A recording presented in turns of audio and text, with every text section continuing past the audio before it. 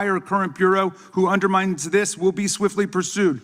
This spring, you ordered hundreds of agents to pore over all the Epstein files, but not to look for more clues about the money network or the network of human traffickers. You pulled these agents from their regular counterterrorism or drug trafficking duties to work around the clock, some of them sleeping at their desks, to conduct a frantic search to make sure Donald Trump's name and image were flagged and redacted wherever they appeared, whether an email, a text, a letter, an interview, a photograph, or a video.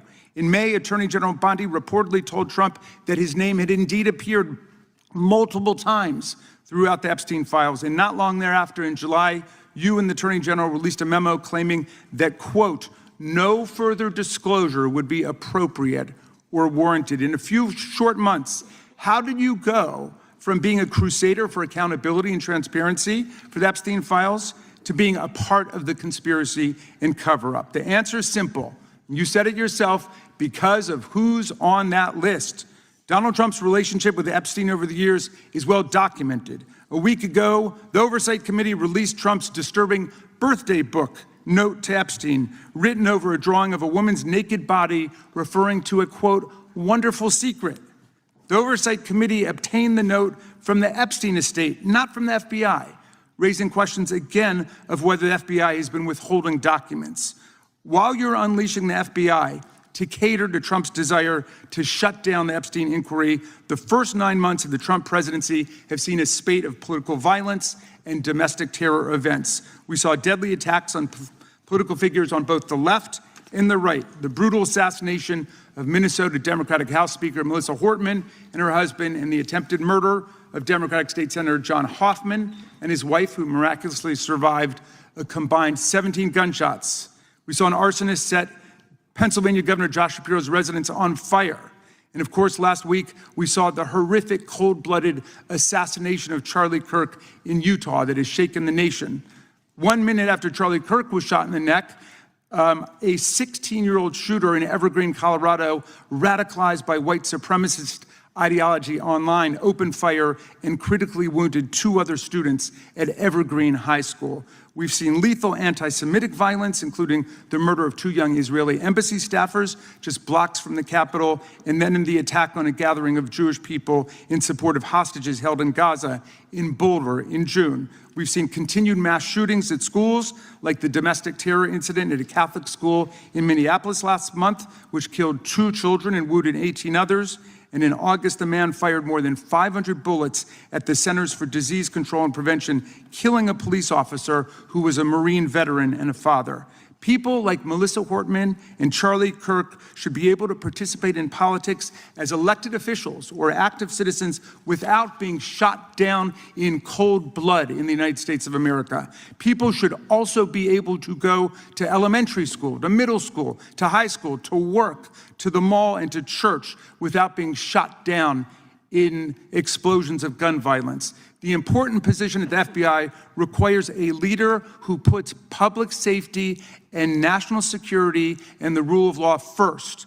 I'm afraid, Director Patel, you've given us reason to believe you've used the powers of the FBI to serve Donald Trump and his agenda of partisan retribution. You've broken your promise not to do that. You've betrayed Jeffrey Epstein's victims and survivors. You've turned your back on the career law enforcement officers of the FBI, and as a result, you've left all of us less safe than before. Mr. Chairman, I yield back.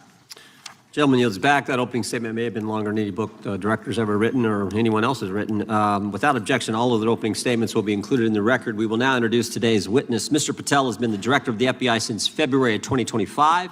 He previously served as chief of staff at the Department of Defense, deputy director of national intelligence with the National Security Council, and also as a congressional staffer, as a federal prosecutor, where he focused on national security cases, and he also worked as a public defender in the state of Florida. We welcome our witness, appreciate his work, and thank him for appearing here today. We will begin by swearing you in. Director, would you please stand, raise your right hand. Do you swear or affirm under penalty of perjury that the testimony you're about to give is true and correct to the best of your knowledge, information, and belief, so help you God? Let the record reflect that the witness has answered in the affirmative. You can be seated as you are. You know, you've been through this yesterday. Did a fine job. Please know that your written testimony will be entered into the record in its entirety. Accordingly, we ask that you summarize your testimony. Director, you may begin. Good morning, Mr. Chairman, Ranking Member Raskin, and members of the committee. I want to begin today by discussing the appalling assassination of Charlie Kirk. It's important for this FBI to be transparent without jeopardizing our investigation, so a little bit of the timeline is important. Charlie Kirk was unfortunately assassinated on September 10th. We immediately, the next day, released images early in the day in local time in Utah to start the public partnership in our manhunt for the assassin and culprits.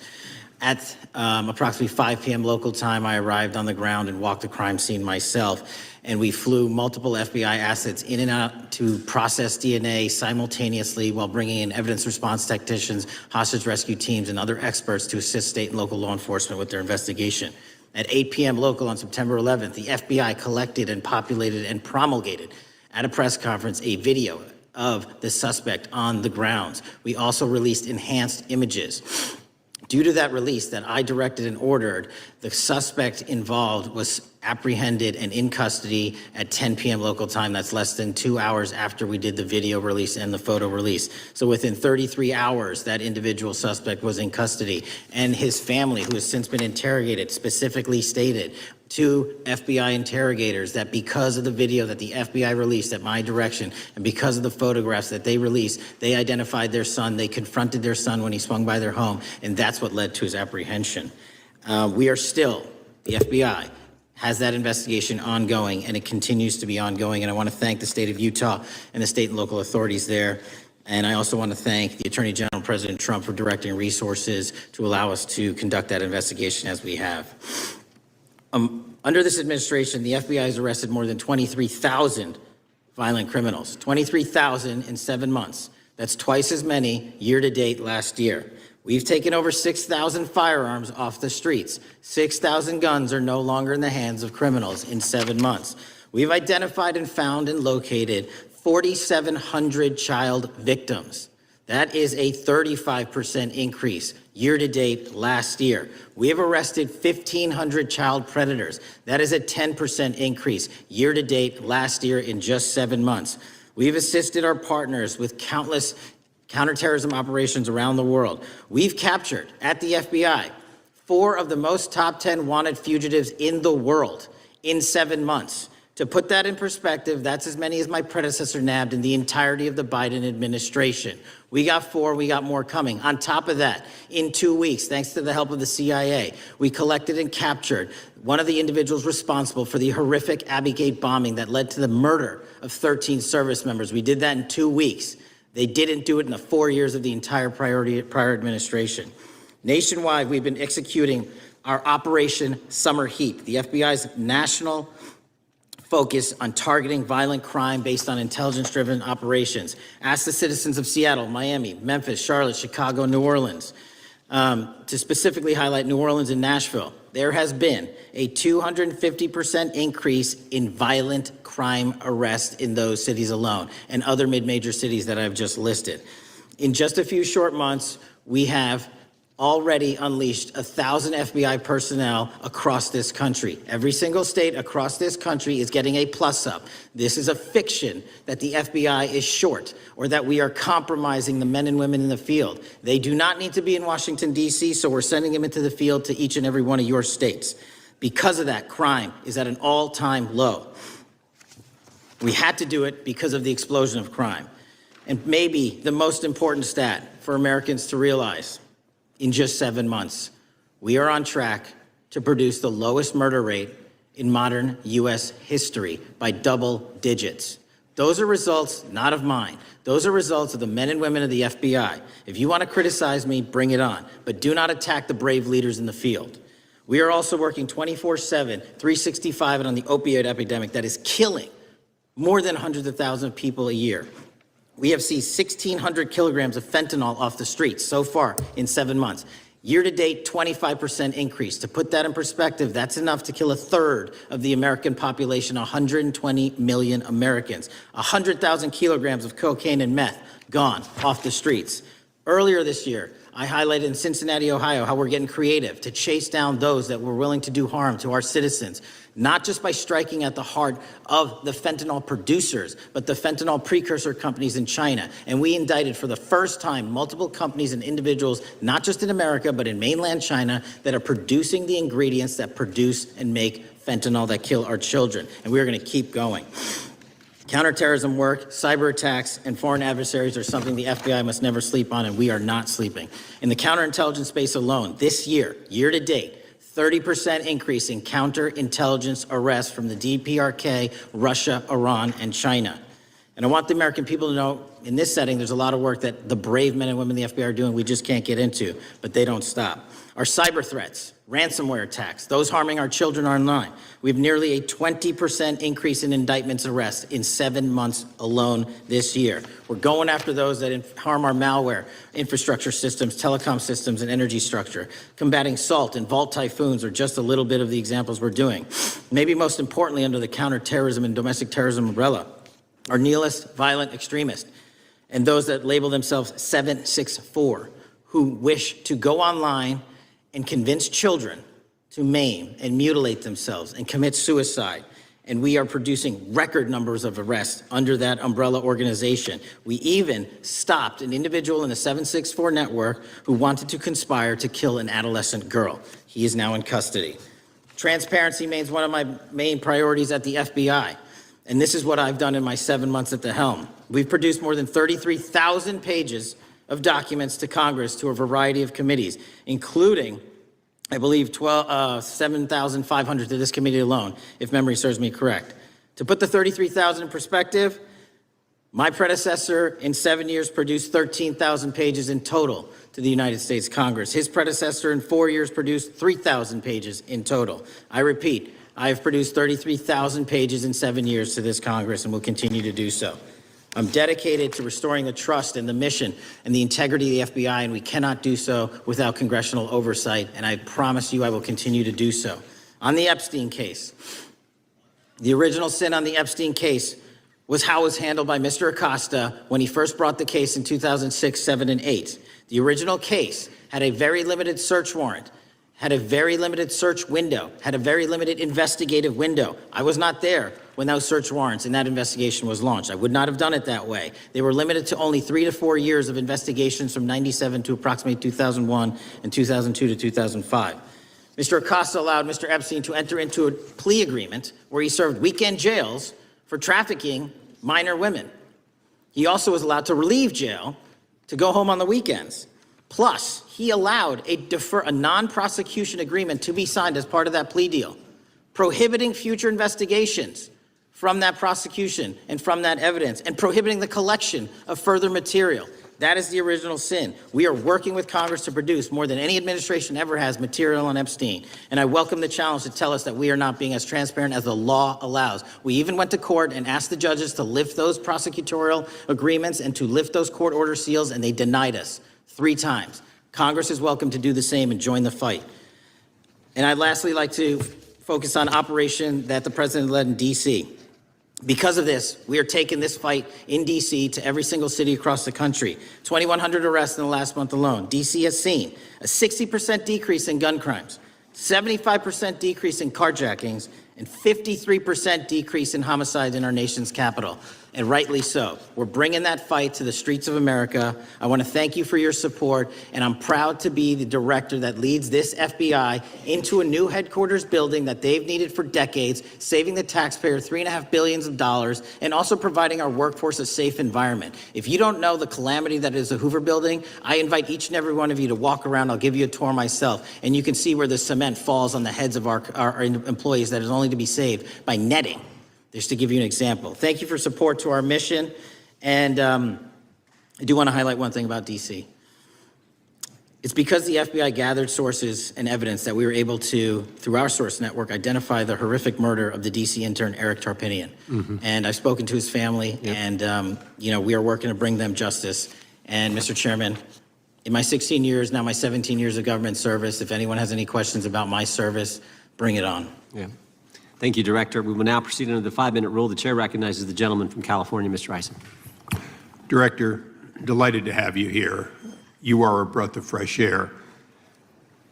As you outlined, and I won't repeat it, the accomplishments, you did so with the same resources as your predecessor, roughly. Is that correct? I believe so, yes.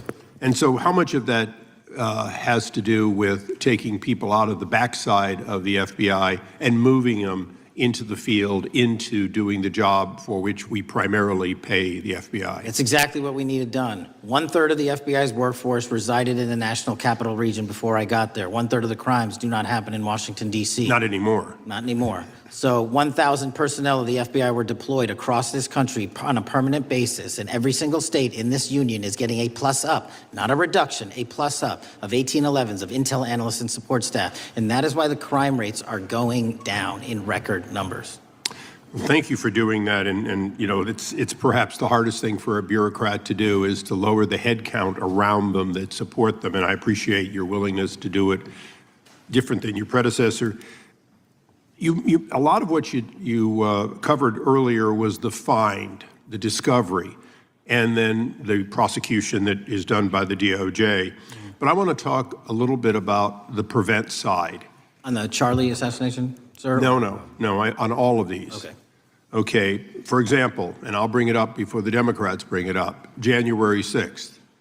January 6th, we now know, because of your find, that in fact there were people involved who were not just observers, but participants who, in fact, it's been alleged, and I personally believe, in fact, were part of promoting, perhaps even the one woman who died, encouraging her to walk through a door that led to her death.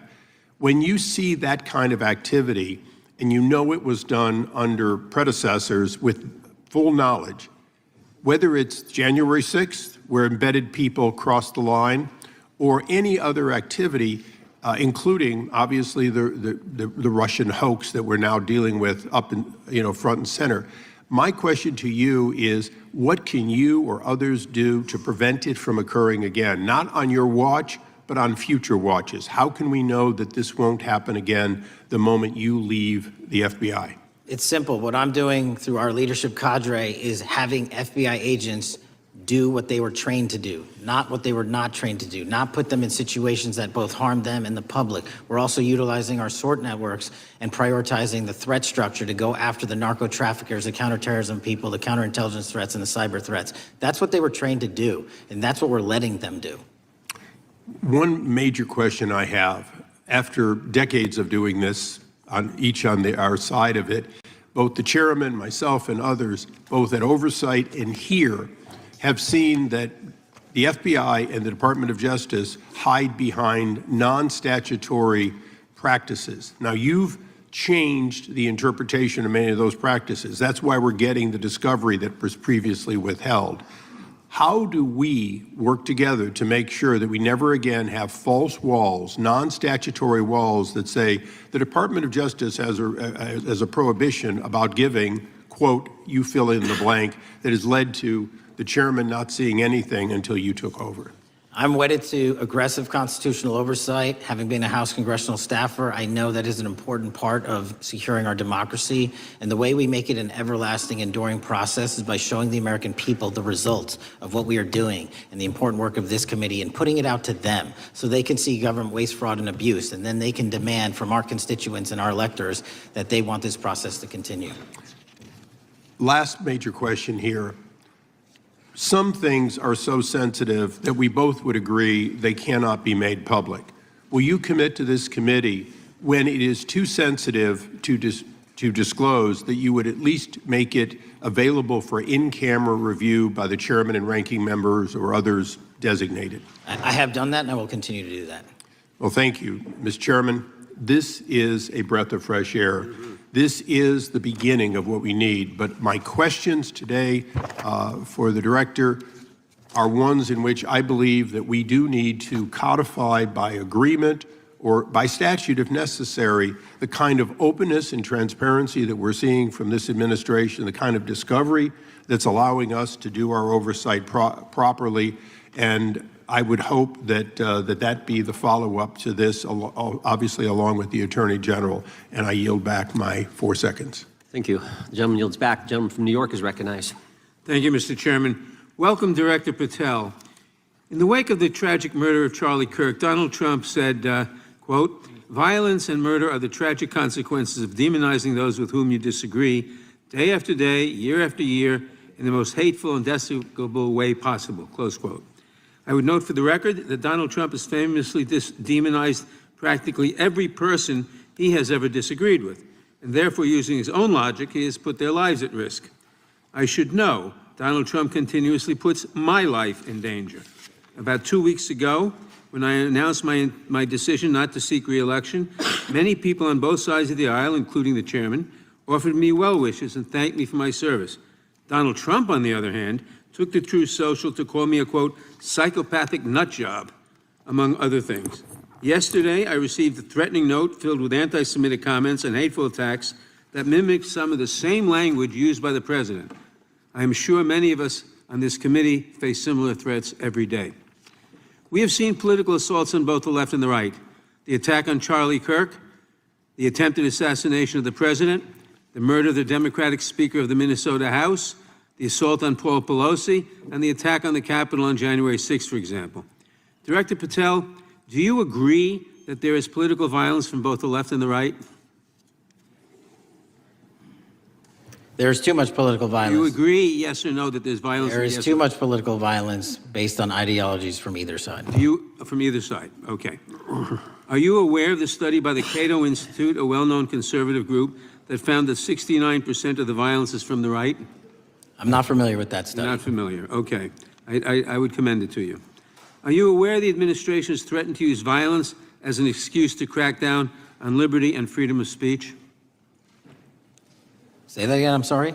Are you aware the administration has threatened to use violence as an excuse to crack down on liberty and freedom of speech? Nobody at the FBI is doing that. I didn't ask you about the FBI, I said the administration. I speak for the FBI.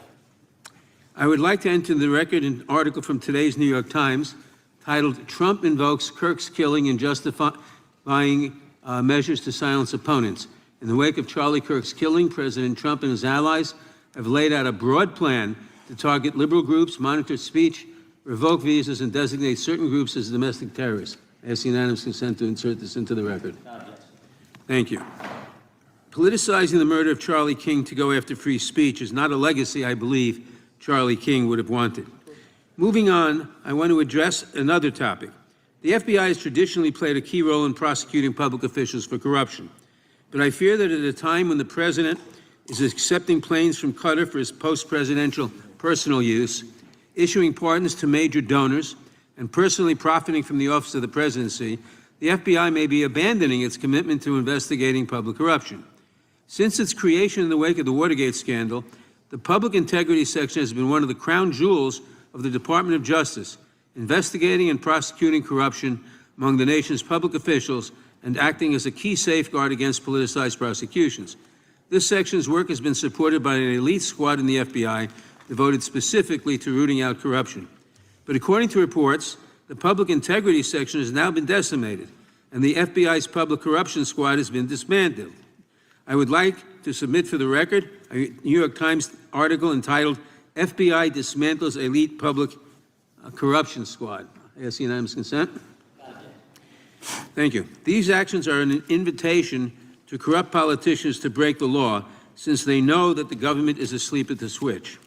Last month, Senator Warren and I, along with dozens of other members of Congress, wrote to you and Attorney General Bondi expressing grave concern over your decision to effectively legalize corruption and to politicize prosecutorial decisions. And he asks unanimous consent to enter this letter into the record.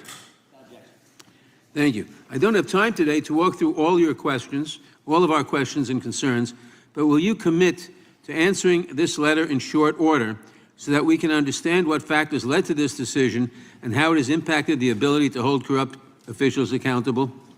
I will review your letter with my team and respond as soon as I can. You will respond. Thank you. I yield back the balance of my time. Gentleman yields back. Gentleman from Arizona is recognized for 5 minutes. Thank you, Mr. Chairman, and thank you, Director, for being here.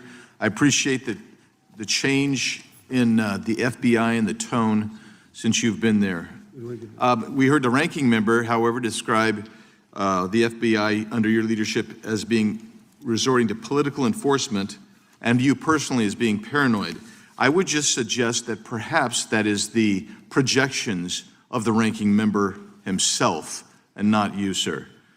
I want to refer to something that was said yesterday in yesterday's hearing by Senator Grassley. He said, it's well understood that your predecessor left you an FBI infected with politics. At your nomination hearing, he gave you records, made public records about whistleblowers regarding something called Arctic Frost. Arctic Frost was the FBI case opened and approved by anti-Trump FBI agent Thibault, and Arctic Frost became Jack Smith's elector case. The new records show that Arctic Frost was much broader than just an electoral matter. In fact, it was expanded to Republican organizations.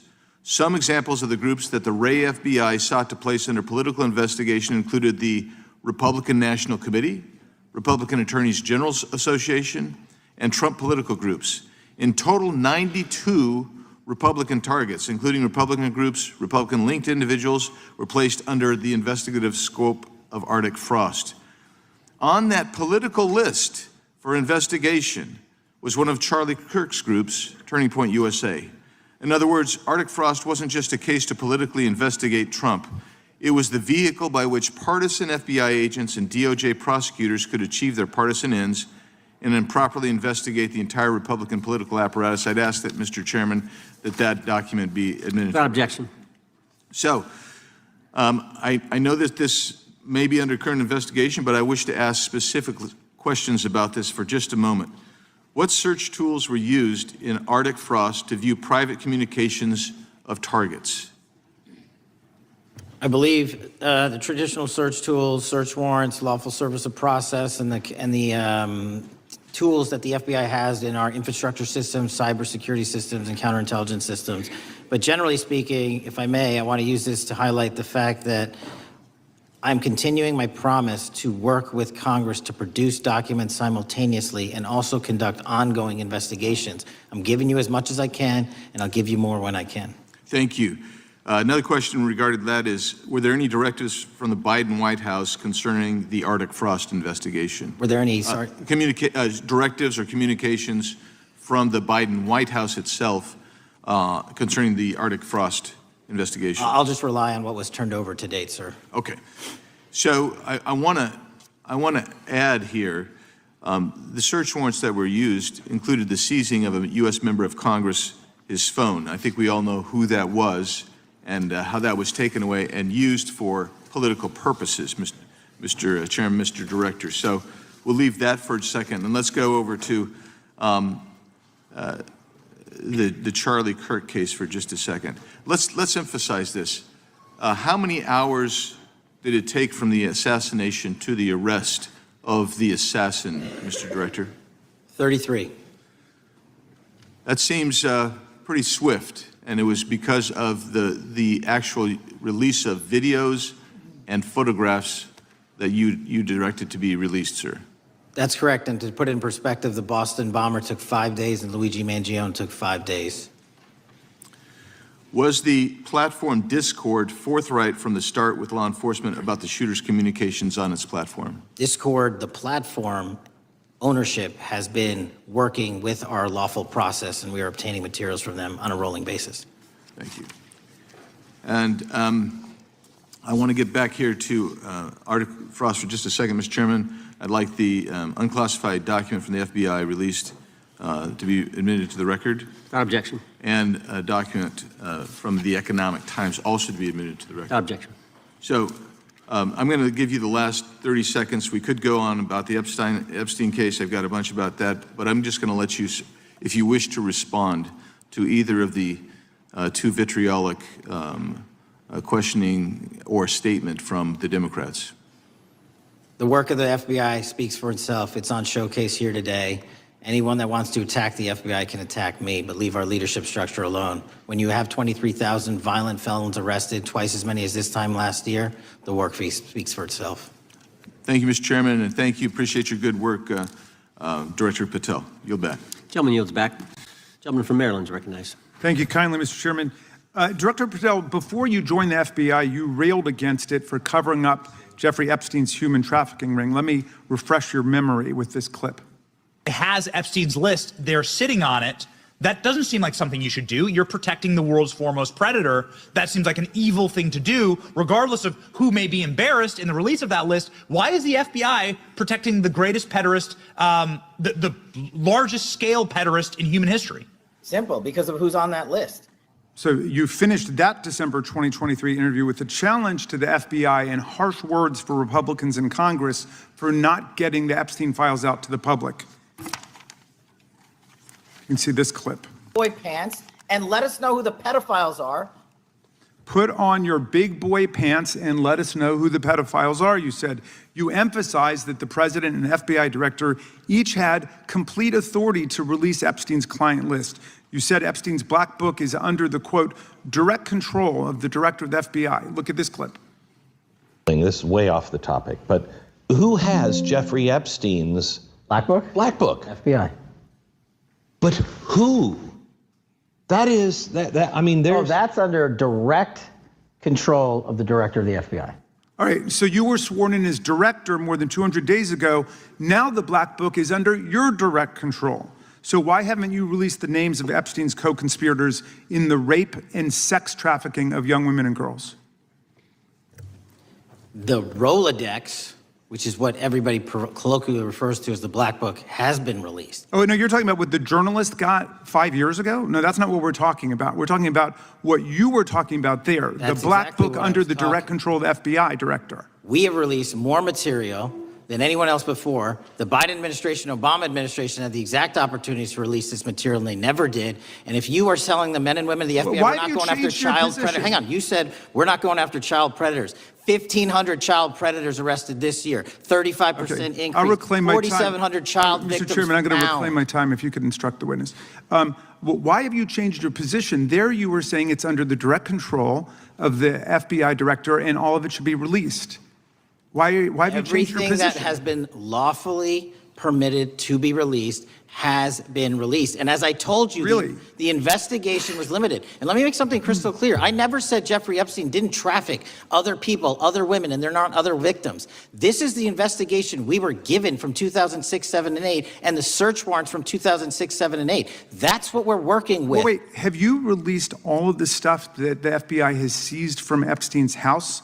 The computers, the emails, the file cabinets, the documents? What about the financial records? Have you released all of that? Everything the court has allowed us to Which release. court are you talking about? 3 separate federal courts have come in and said... We're there are talking about the 3 evidence you've got. It's got nothing to do with what those courts have. Do you have any We're talking idea about how the evidence- law works? Wait. Do you want me to break the law in a federal judge's order? No, I want you to satisfy follow your own curiosity? word, Director Patel. You said up there it was under the direct control of the FBI director. He had the black And book. everything I have direct control over, we have gone to court. You And haven't. complete We your went sentence. to court. Everything you have direct control over, you said.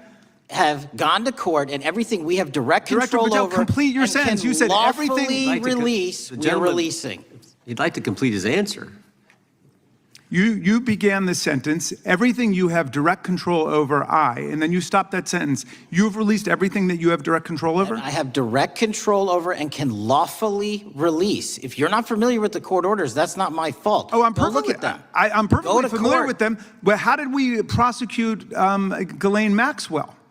She was prosecuted with the investigatory material that was collected from 2001 and 2005 because of the non-prosecution agreements and the court orders on the investigations and search warrants. We were not able to develop new information. And oh, by the way, Jeffrey Epstein was out for 12 years, and the Obama and Biden administration did nothing to look at his work, his pedophile network. If you want to blame me, that's fine. But now you're blaming the men and women who conducted No, this stop great that. search. I'm not blaming anybody other than you. You're not keeping your word. You said that you would release all of the materials Has under your anyone direct released control. more information on Epstein than I have?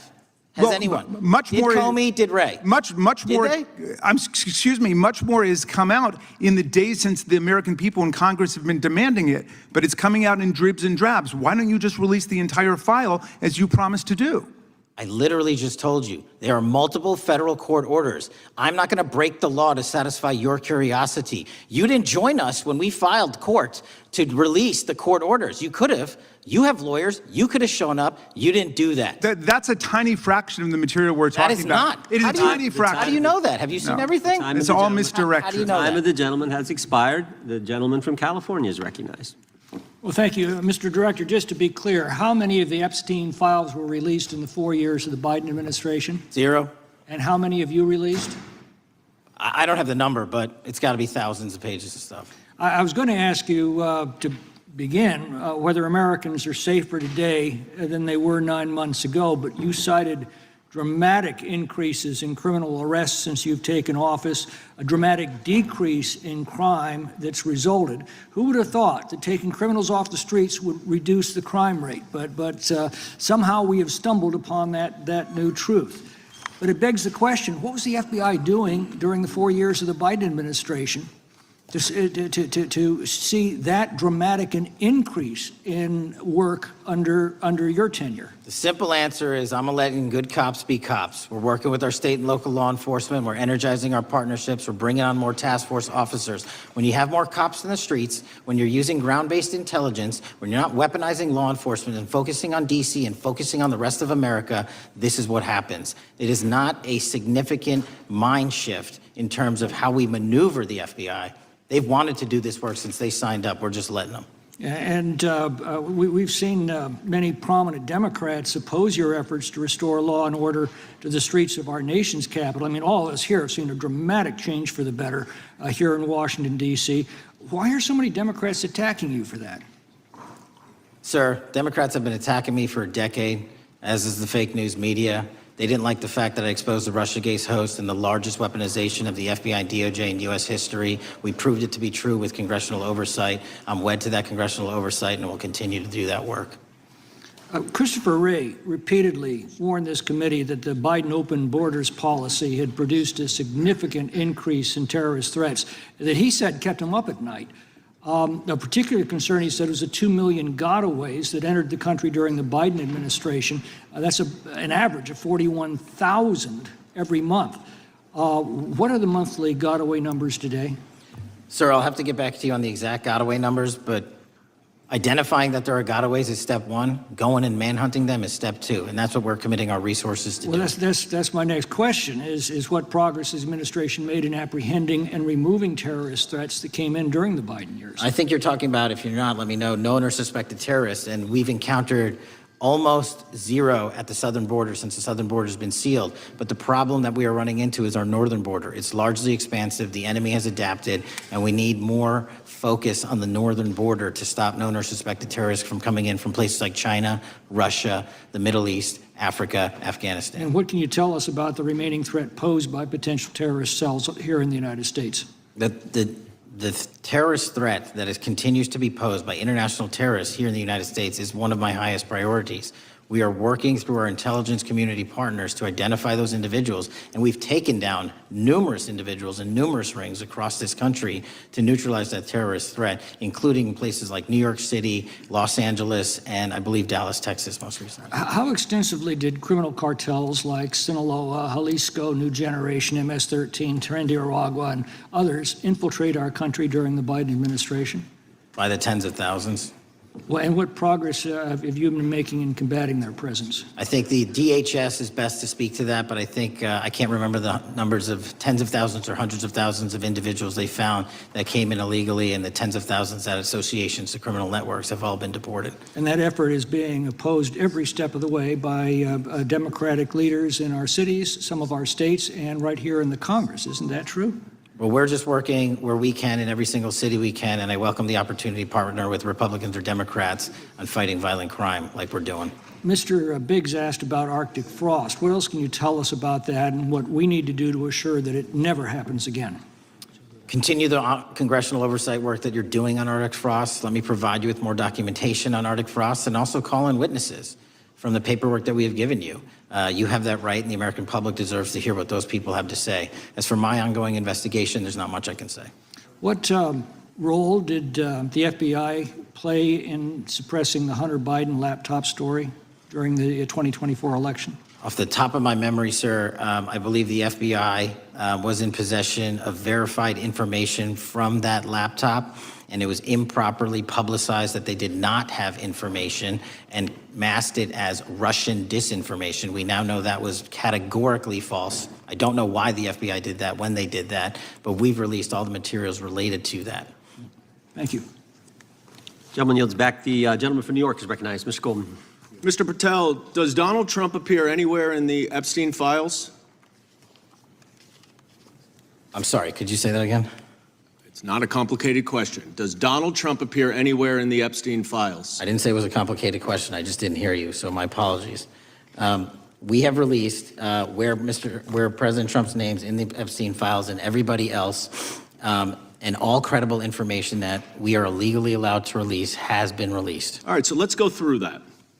You're referring to court orders that prohibit you from releasing grand jury testimony under Rule 6E. Is that what you're referring to when you say as the law allows? That's a piece of it. Really? What other evidence do those 3 court orders you cited prohibit from being released? Information that was collected pursuant to those search warrants that were limited in fashion. Wrong. That's not what the court order says, and that's not under 6E. And you're talking, and I said that's 6E, and I said there was others, and I'm answering that. There are sealed court order documents. There are protective orders. They are unsealed as part of discovery given to Ghislaine Maxwell. They are no longer sealed. That's just not true. We can argue about it all you want. Okay, well, you agree that there are, so your testimony here is that the reason why you are not releasing all of the videos that you have acknowledged, there are so many, and that the FBI spent thousands of hours of reviewing, the photographs, the photographs that you have. You're saying that you're not releasing those because there's a court order requiring them to be sealed? Is that your testimony? Never said that about the videos. On the totality of the videos, of the thousands of images that were seized pursuant to the search warrants executed at the time,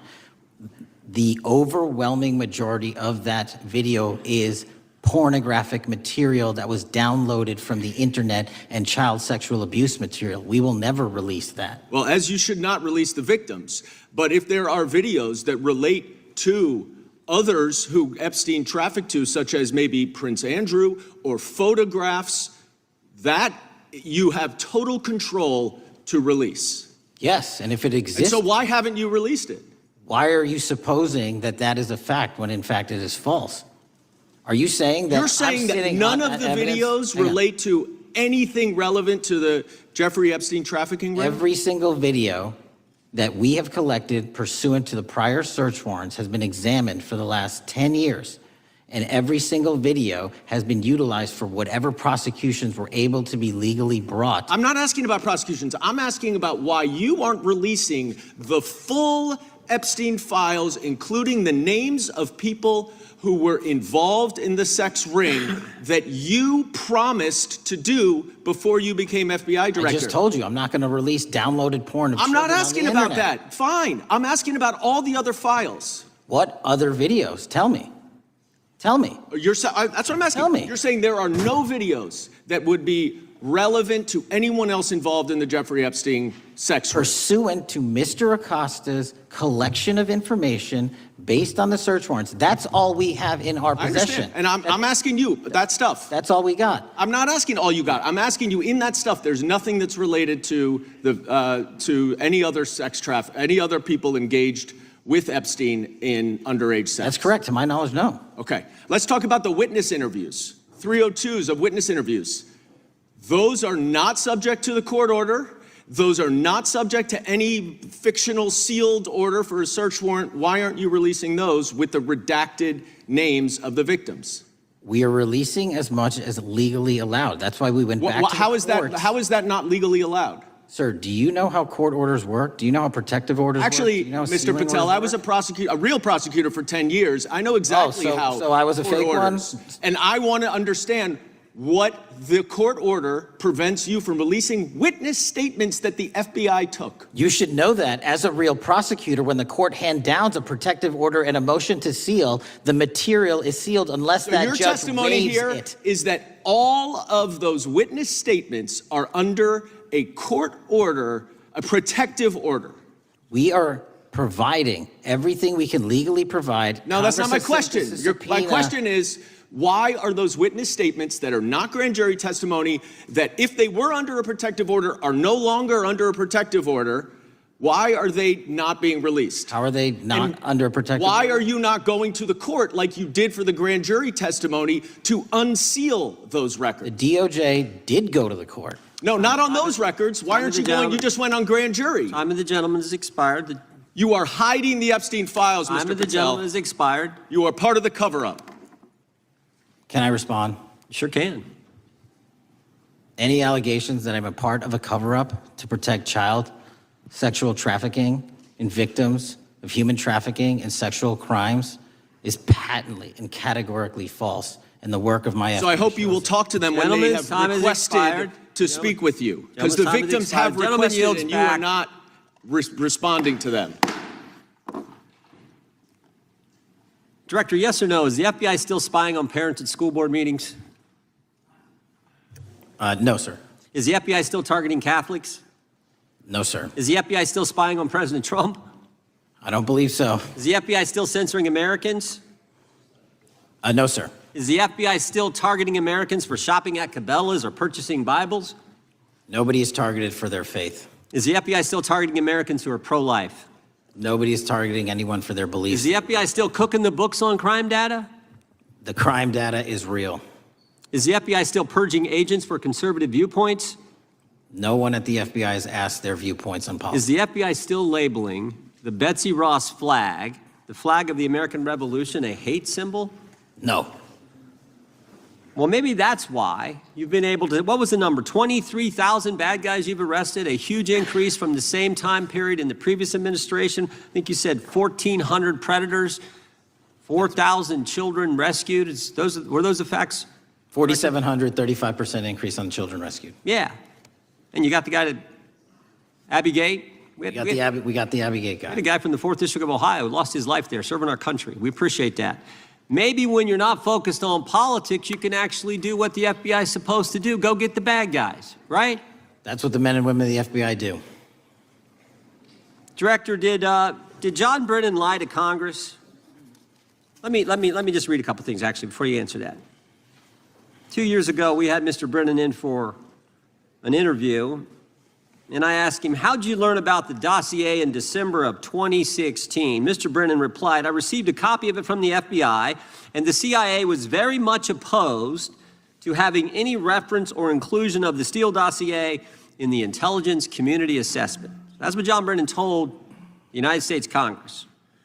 7 weeks ago, the Director of National Intelligence told us this: John Brennan lied and denied using the dossier in the intelligence community assessment because he knew it was discredited. CIA officer told the House Intelligence Committee Brennan refused to remove it, and when confronted with the dossier's main flaws, he responded, yes, but doesn't it ring true? John Brennan lied to us? Mr. Chairman, I won't stylize the evidence. What I will say is that the intelligence community assessment, those that created it and any individual involved with it, is an ongoing investigation. There's an investigation into what took place in December and January of December 2016, January 2017, when this whole thing started, this grand conspiracy. That is being investigated, is that right? That has been publicly announced by the department. That's been announced by the department. Did Chris Wray hide documents from this committee? You would know better than me, sir. Well, I think you told us like 700 pieces of information you've given this committee since you've been the director relative to just one incident, the Catholic memorandum from the Richmond field office. I can give you the comparison, sir. Yeah, the Catholic memo, I believe we turned over 750 documents. In Mr. Ray's tenure, I believe they turned over 19 pages. 19 pages. You've given us 700. Why would Chris Wray hide information from this committee? You'd Want have to to hazard ask a him. guess? I'm sorry? Hazard a guess why he would do that? I don't know, sir. I think maybe it was because FBI was spying on a priest, trying to get him to break the pre-penitent confidence that exists? You think maybe that was the reason? You'd have to ask him, sir. Yeah, we'd love to do that. I want to read a few names here. Arctic Haze, Tropic Vortex, Riding Hood, Foggy Falls, Echoes Fate, Sirens Lure, Genetic Christmas. What are these code names about, Director? You know? Not off the top of my head. Well, Arctic Haze, Tropic Vortex. My understanding, these are code names for leak investigations of classified information from the year 2017. Does that ring a bell? In terms of leak investigations, many of those are classified and many of those are ongoing, Mr. Chairman. But we are working with you to produce documents as we close those investigations or as we declassify them. Let me ask you this question, because this is something I've wondered about, the way the FBI used to work. This whole thing so many of these things unfolded.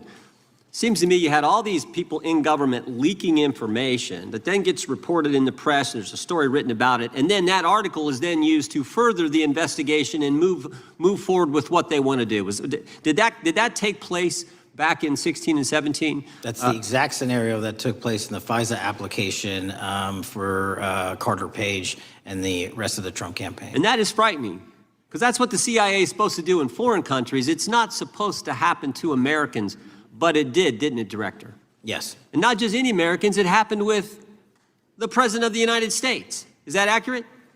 Yes, sir. Yeah, and you were the key guy in helping expose that. And I think our country will be forever grateful for what you did to let the country know that was going on involving Americans, which is not supposed to happen, and not just, again, any American, but the President of the United States. Chair now recognizes the gentlelady from California. Thank you, Mr. Chairman. I'm concerned by reports that FBI agents have been diverted from their important work on crime and anti-terrorism to work on matters that are not critical to our safety. I'd like to play the video, the whole video Jeffrey clip. Epstein's Black Book? Black Book. FBI. But who? That is, I mean, there's... Oh, that's under direct control of the director of the FBI. So, but the Black Book, it's not just sitting, I mean, that's Hoover power times 10. And to me, that's a thing I think President Trump should run on. On day one, roll out the Black Book. In contrast to that attitude of let it all out, we're getting reports of actions that run contrary to getting everything out and that also involve diversions of FBI resources. For example, an FBI whistleblower reported that you were pressured by the Attorney General to place 1,000 personnel on 24-hour shifts to mine roughly 100,000 Epstein-related records to redact President Trump's name from the files. Bloomberg reported this, that you directed FBI special agents from the New York and Washington field offices to join the Bureau's FOIA employees in Winchester and another building a few miles away, and that while reviewing the Epstein files, FBI personnel identified numerous references to Trump in the documents, and people familiar with the matter said that Trump's name, along with other high-profile individuals, was blacked out. Now, the New York Times reports, and this is a quote, Justice Department officials diverted hundreds of FBI employees and federal prosecutors from their regular duties to go through the documents at least 4 times, including once to flag any references to Mr. Trump and other prominent figures.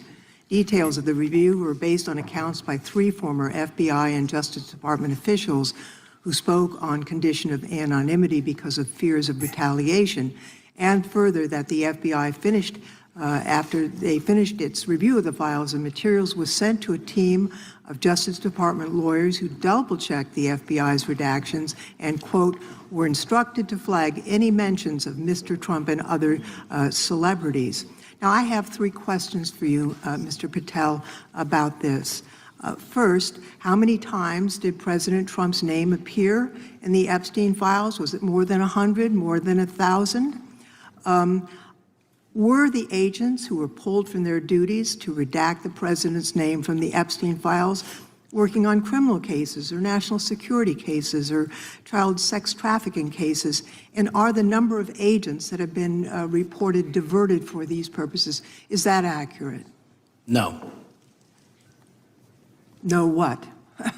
You asked if it was accurate. I said it wasn't. So you're saying that none of this happened? That, No, I'm saying it was inaccurate. okay. How many times did President Numps appear in the Epstein files? More than 100? More than 1,000?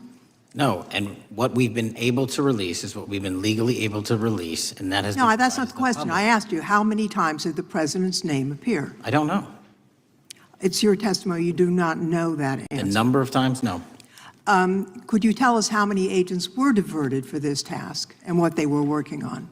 Well, when you say diverted, you make it seem as if agents were pulled off what they do all the time. Agents at the FBI masterfully do double duty and triple duty. And because of the public's interest in this case, we flexed resources to make sure that we could answer the public's signal demand. So do you want us to look through the material and provide it to you, or you do not want us to do that? So it's Which your, one is it? it's your testimony that no one was diverted from a criminal matter, that this was a top priority to go through this material to look for Mr. Trump's name. Is that your testimony? That's the highest priority for the FBI?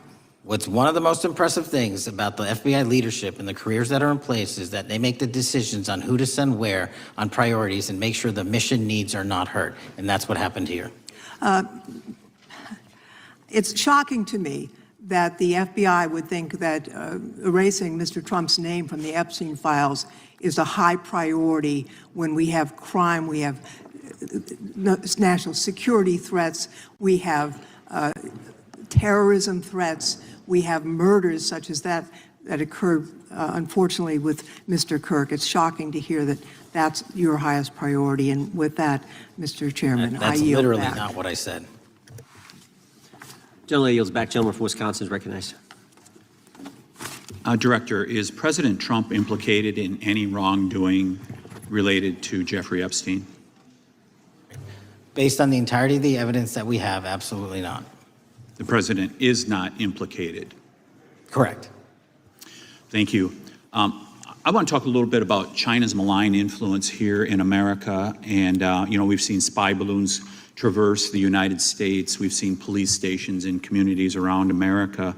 And sitting in the chair you're in just 2 years ago, there was a sheriff from Cochise County, Arizona, Mark Daniels, that was here, who said that the exponential increase in the amount of fentanyl that is coming into America is directly related to the open borders policies of the previous administration. Do you agree with Sheriff Daniels' characterization?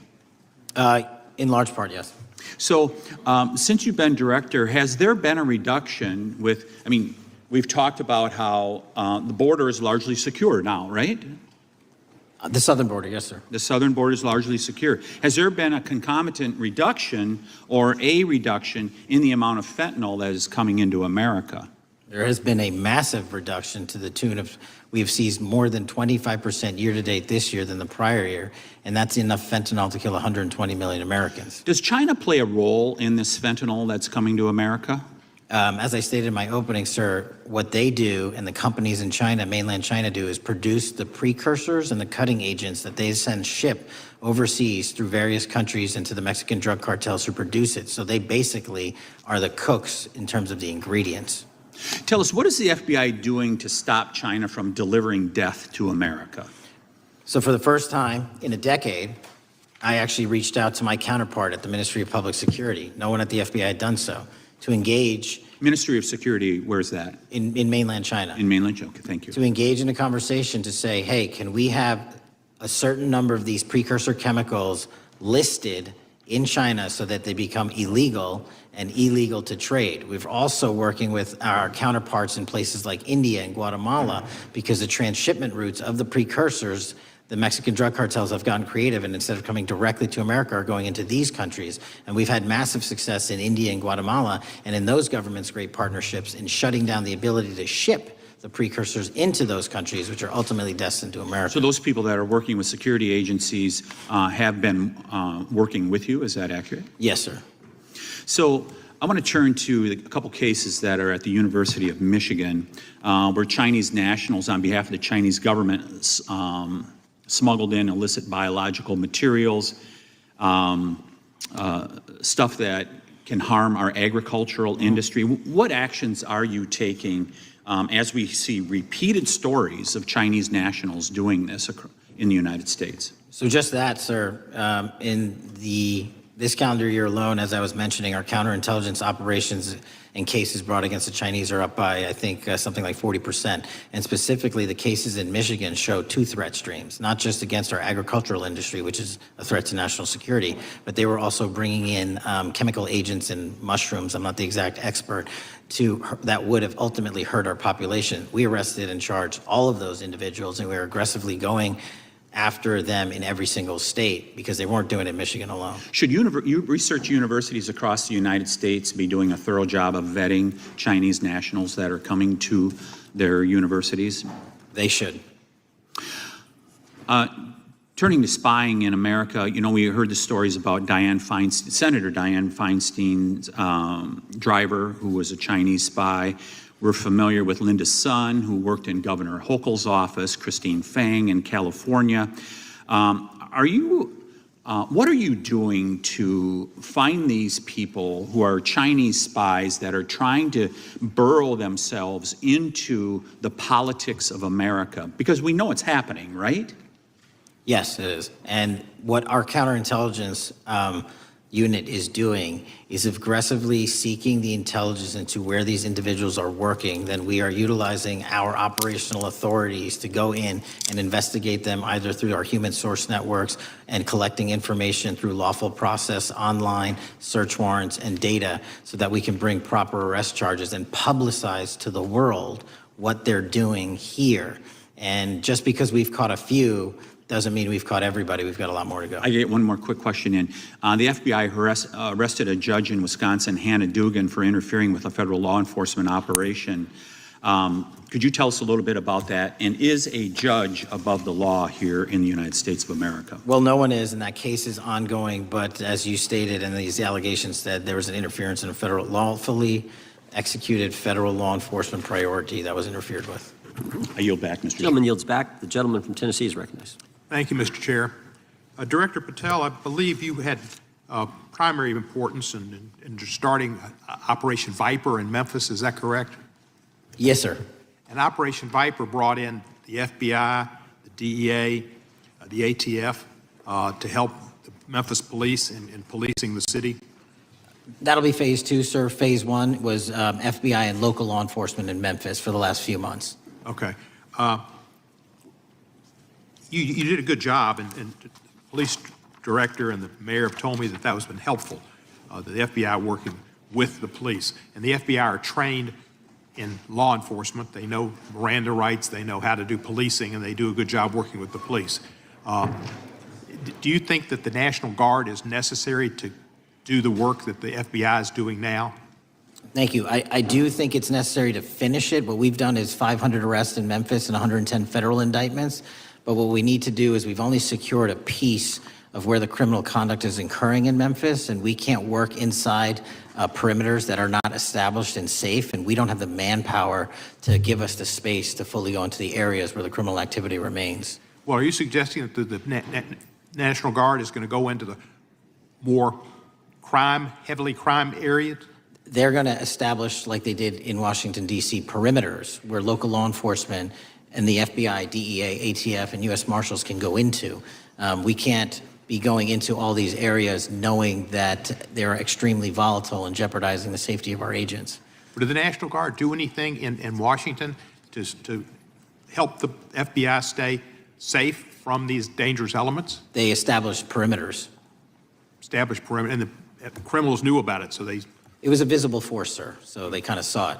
Well, what you did, I commend you for what you did, and I think the FBI coming in, we have a crime problem in Memphis. The FBI has helped, DEA will help, and the ATF will help. I don't think the National Guard is going to help, and what I've seen, they're not trained in law enforcement, are they? No, sir. And so that could be a problem. Who will direct the National Guard in Memphis? Will it be? Will they have control over your agents? No, sir, they won't. Who will have control over your agents? You? Well, the SAC and then ultimately the chain of command up to Washington, D.C. will control the FBI, but there's a task force that was put together that is going to be led by an interagency. The heads of U.S. Marshals, DEA, and FBI will be working together with DHS collectively on this. Have you visited Memphis before? Yes, sir, I have. So you know how good a city it is. I love Memphis. A lot of us do. And Memphis is a great city, great history, civil rights museum. Might say something about slavery, but that was the history. Needs to be taught. Blues, Elvis. Beale Street. Beale Street, right, barbecue. And people should come. It's not a troubled city. We've got some crime, but it's not a troubled city. We're not troubled, and we love our city. And we hope that the National Guard doesn't come in and cause people to have questions about Memphis, because it's a city they should visit. Let me ask you this about, you said that the homicide rates are coming down to an all-time low? In modern recorded U.S. history, yes, sir. When does modern recorded history start? I think the FBI, and I'll get back to you on this, has stats on that going back about 30 years, sir. Okay, I was thinking back to Ozzie and Harriet, and I didn't think you could beat Ozzie and Harriet's time. Secondly, you mentioned the Epstein case. Did any of the women that were victims, and they came up here and had a press conference and all, did any of them contact your office and ask to give information? To my knowledge, no, sir. If they did, let me ask you first, is there a statute of limitations on sex crimes like that, with sex with a minor, rape? The DOJ is the expert, but I do not believe there's a statute on that, limitations on that. So there's not a statute of limitations. Should you not be interviewing those people who know who raped them and the names and the places and give you that information? That seems like that's a treasure trove of information, and it's a serious, serious, serious number of crimes. Sir, I couldn't agree with you more. We've been very public about asking individuals to come forward with new information, and we would run out every single lead on that. Well, I'm sure the women will come forward, especially today, to be sure that they will get an opportunity, because that seems like something we ought to do. Mr. Driscoll, what was his reputation? I can't comment on Mr. Driscoll's matter. It's an ongoing litigation. Yeah, but his reputation you could tell us about. I can't tell you about his reputation. His work has been laid out in that lawsuit. How many of the FBI agents who worked on the January 6th case have been fired? I don't have that number, sir. Do you have a ballpark figure? No, but I can tell you that individuals based on case assignments in the FBI that I have led have not been terminated for case assignments. Thank you, sir. Come back to Memphis, and you work with Kevin Kane in our Tourism Bureau. He's great. Thank you. And thank you for your work in Memphis. Gentleman yields back. Mr. Chairman, I have a unanimous consent request. Gentleman's recognized. So I've got 4 documents I'd like to introduce into the record. The first one is Jeffrey Epstein's 6th story played out for years in plain sight. And Acosta is quoted in here saying, "I was told Epstein belonged to intelligence and to leave it alone." The second document is entitled, "What Epstein's Bodyguard Warned About His CIA Connections." The third document is from Fox Digital. It's titled, "Epstein's Private Calendar Reveals Planned Meetings with Obama Admin Official CIA Chief." And the last document is Wall Street Journal article that highlights Ehud Barak's 36 meetings with Jeffrey Epstein. He was the former Prime Minister of Israel and head of military intelligence for Israel. It may have held that title when he met Epstein, and then, yes. Without objection, the gentleman will hold for a second. The gentleman from Maryland is recognized. Thank you, Mr. Chairman. Just one UC request. This is Judge Engelmeyer's decision from August in U.S. versus Epstein, stating the government's 100,000 pages of Epstein files dwarfs the 70-odd pages of Epstein grand jury materials. Without objection, the gentleman from Kentucky is recognized for 5 minutes. Thank you, Mr. Chairman. Director Patel, I watched some of your Senate hearing yesterday when Senator Kennedy asked you, "You've seen most of the files. Who, if anyone, did Epstein traffic these women to besides himself?" You replied, according to the transcript, "There is no credible information that he trafficked them to anyone else." You also said somewhere in the hearing and here today that the problem is that the case files are constrained by limited search warrants from 2006 to 2007, and that the non-prosecution agreement hamstrung future investigations. Those constraints only apply to Southern District of Florida. They do not apply to Southern District of New York, the location of the 2019 sex trafficking indictment, which produced many things, including a series of FD 302 documents. According to victims who cooperated with the FBI in that investigation, these documents in FBI possession, your possession, detail at least 20 men, including Mr. Jess Staley, CEO of Barclays Bank, who Jeffrey Epstein trafficked victims to, victims including minors, such as Virginia Roberts Giuffre, may she rest in peace. That list also includes at least 19 other individuals, one Hollywood producer worth a few $100 million, one royal prince, one high-profile individual in the music industry, one very prominent banker, one high-profile government official, one high-profile former politician, one owner of a car company in Italy, one rock star, one magician, at least 6 billionaires, including a billionaire from Canada. We know these people exist in the FBI files, the files that you control. I don't know exactly who they are, but the FBI does. Have you launched any investigations into any of these people, and have you seen these 302 documents? Sir, I have asked my FBI agents to review the entirety of the Epstein files and bring forth any credible information. And we're working with Congress not only to divulge that information and produce it to you, but any investigations that arise from any credible investigation will be brought. There have been no new materials brought to me launching a new indictment. So is the loophole here, or is it your assertion that these victims aren't credible, that the 302s maybe didn't produce credible statements that rise to a probable cause? It's not my assertion, sir. It's the assertion of two different United States attorneys' offices from 3 separate administrations who investigated those same materials in lifetime. Are the 302 documents in the FBI's possession? They reviewed all that, yes, sir. And so have you reviewed those 302 documents where the victims name the people who victimized them? If I personally know, but the FBI has. So how can you sit here and in front of the Senate and say there are no names? I said I named one today. I said we are not in the practice at the Department of Justice FBI of releasing victims' names. That is not what we do. We are also not in the habit of releasing incredible information. That's not what we do. But multiple authorities have looked at the entirety of what we have. Okay, I got to move on here. Were you present when the AG had the White House event when she released the binders to the social media influencers? I was, yes. So if you're willing to meet with social media influencers who stood to benefit from the sensational and sad stories of these victims, will you meet with the victims as well? The FBI will meet with anyone who has new information. Will you personally meet with them? The FBI and the professionals who are handling the cases will. Were you instructed that it was important to release the documents to the Oversight Committee on the day of my introduction of the discharge petition to release these files?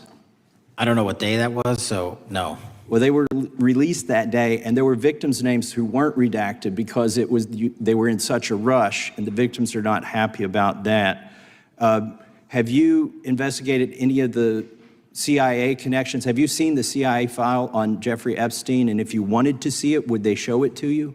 Well, I can speak for the FBI, and that's presuming there's a CIA case file, and I've reviewed everything that the interagency, not I, the FBI, that was provided to us. Would you be willing to look at the CIA file on Jeffrey Epstein? If there is such a file, and if it has not already been turned over to the FBI will look at any new investigative leads. Have you made any progress on the pipe bomb investigation January 6th? And have you made any progress on the motive of the Las Vegas shooter? As to the first, it's an ongoing investigation, and we have made progress. As to the second, sir, I'll have to get back to you. All right, thank you. I yield back. Mr. Chairman, I have a unanimous Gentleman consent yields back. request. Unanimous consent request from the gentleman from New York. I ask unanimous consent to introduce an unsigned memorandum from July 7, 2025 that says we did not uncover evidence that could predicate an investigation against uncharged third parties with the insignia of the Department of Justice and the FBI. Without objection. Mr. Chairman, I have a unanimous Gentleman from Georgia.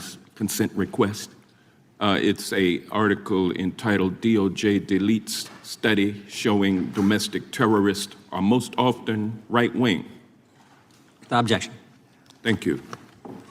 Gentleman from Georgia is recognized for 5 minutes.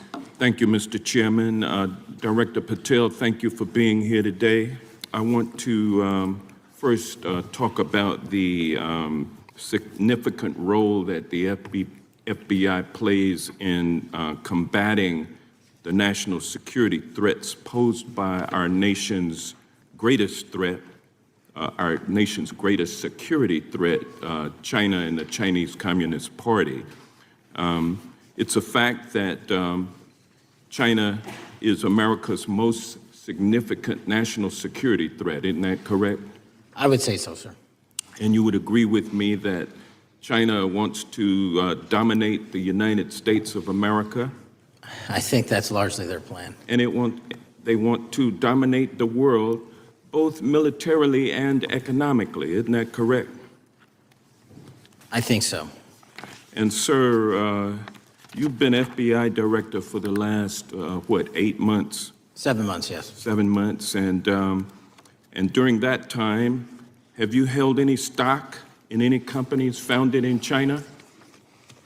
I don't believe so. Well, you do own stock in a company known as Elite Depot, don't you? Which one, sorry? Elite Depot. You own stock. I think that's, I'll have to get back to you. I think it's a law firm and it's a company out of Singapore. Okay, well, no, the company out of Singapore, which is owned by Elite Depot, is the Shein Company, which was founded in China, correct? That company operates out of Taiwan. Well, they changed their headquarters from China back in 2022 to Singapore for tax purposes, but it's owned by a Chinese billionaire. I think his name is Charlie Zhu, and you own stock in the company that owns Shein. Which I disclosed during my confirmation process. You certainly did. And now, do you still hold that stock in that Chinese company? Pursuant to the Department of Justice, who reviewed my material that was submitted during my confirmation process, I was able to hold certain stocks, and they made the decision. You still hold the stocks that you have? You still hold on to these Chinese stocks, these stocks in this Chinese company? I disagree that it's a Chinese company, but I was in the DOJ, when you're appointed, makes a call on what you can and can't possess. Well, now, let me ask you this. Chinese companies steal trademarks, they produce counterfeit products and sell them over the internet on platforms such as Shein. They steal intellectual property. They steal data from American companies. And to me, it seems inconsistent with your role as FBI director that you would own stock in a company that is based in a country that is the nation's premier national security threat. It's like you are putting your own financial security over the security of the nation. I disagree with that characterization. Well, I think the American people look at it like it's a classic situation of the fox guarding the hen house. If the FBI is charged with investigating espionage, economic espionage by companies controlled by the Chinese Communist Party, and you are the director of the FBI, you've got a conflict of interest. Sir, I would just show if there's any intimation that I'm against. Why are you holding on to this stock? It wasn't a decision I made. And it's valued at up to $5 million as of when you last reported, correct? $5 million in stock? No, I don't follow it. You don't follow it, but you're still making money off of it. I don't have any money off of anything. Well, what I have done... Trump's trade policies directly impact the value of that Chinese stock. Won't you agree with that? Which trade policy? I'm not a trade expert. Okay, all right. But I want to tell you this. Crazy on me today. Let me ask you this question. Why are you hiding pedophiles? Why are you shielding pedophiles? Why are you protecting pedophiles? That is maybe the most offensive thing you could say to me, given the numbers. Well, you have not released Given the the Epstein numbers files. of pedophiles. You are aware of the we have Epstein arrested- client list that was published in the 18,000 Time the gentleman emails has released? expired. The gentleman yields back. Can you answer the Can question? I just respond? Of course, the gentleman can answer the question. Since I took over the FBI, there has been a 33% increase. Sir, all of that Encounter- started under Christopher Your Wray. time is done, but No, it didn't. the witness gets All to of answer that the started question, under and the then we'll go to our previous, next. 33 FBI director, sir, and you're coming in here trying to take credit for something that a previous director Gentlemen, instituted and largely brought to conclusion. I take I no think it's credit. made clear that offensive. the It's director offensive. has numbers are so incorrect much also. better than the previous director. It's Dr. Patel, if you want to I take- answer the question. I take no credit. The men and women of the FBI have seen a 33% increase in the number of counterintelligence arrests out of the And PRC. so all of a sudden, when And you the- coming in 7 months ago, and, Gentlemen, his time has Heaven on earth. expired. and on the sir, pedophile American public not gonna accusation, go for that. we have arrested 1,500 child predators in the last 7 months. Under That's investigations more than initiated by anybody the prior Appreciate the directorship. director's good work, and we really appreciate that the time of the gentleman has expired. We now go to the gentleman from Texas. I thank the chairman. Thank the FBI director for coming before the committee. I assume the FBI director, Mr. Patel, I believe you probably agree with me that there is a significant organized effort on the left side of the political spectrum to advance criminal organizations being able to put more criminals out on the streets. And that what we've seen this in daily action. Are you familiar with the report that came out this last Monday from the Law Enforcement Legal Defense Fund?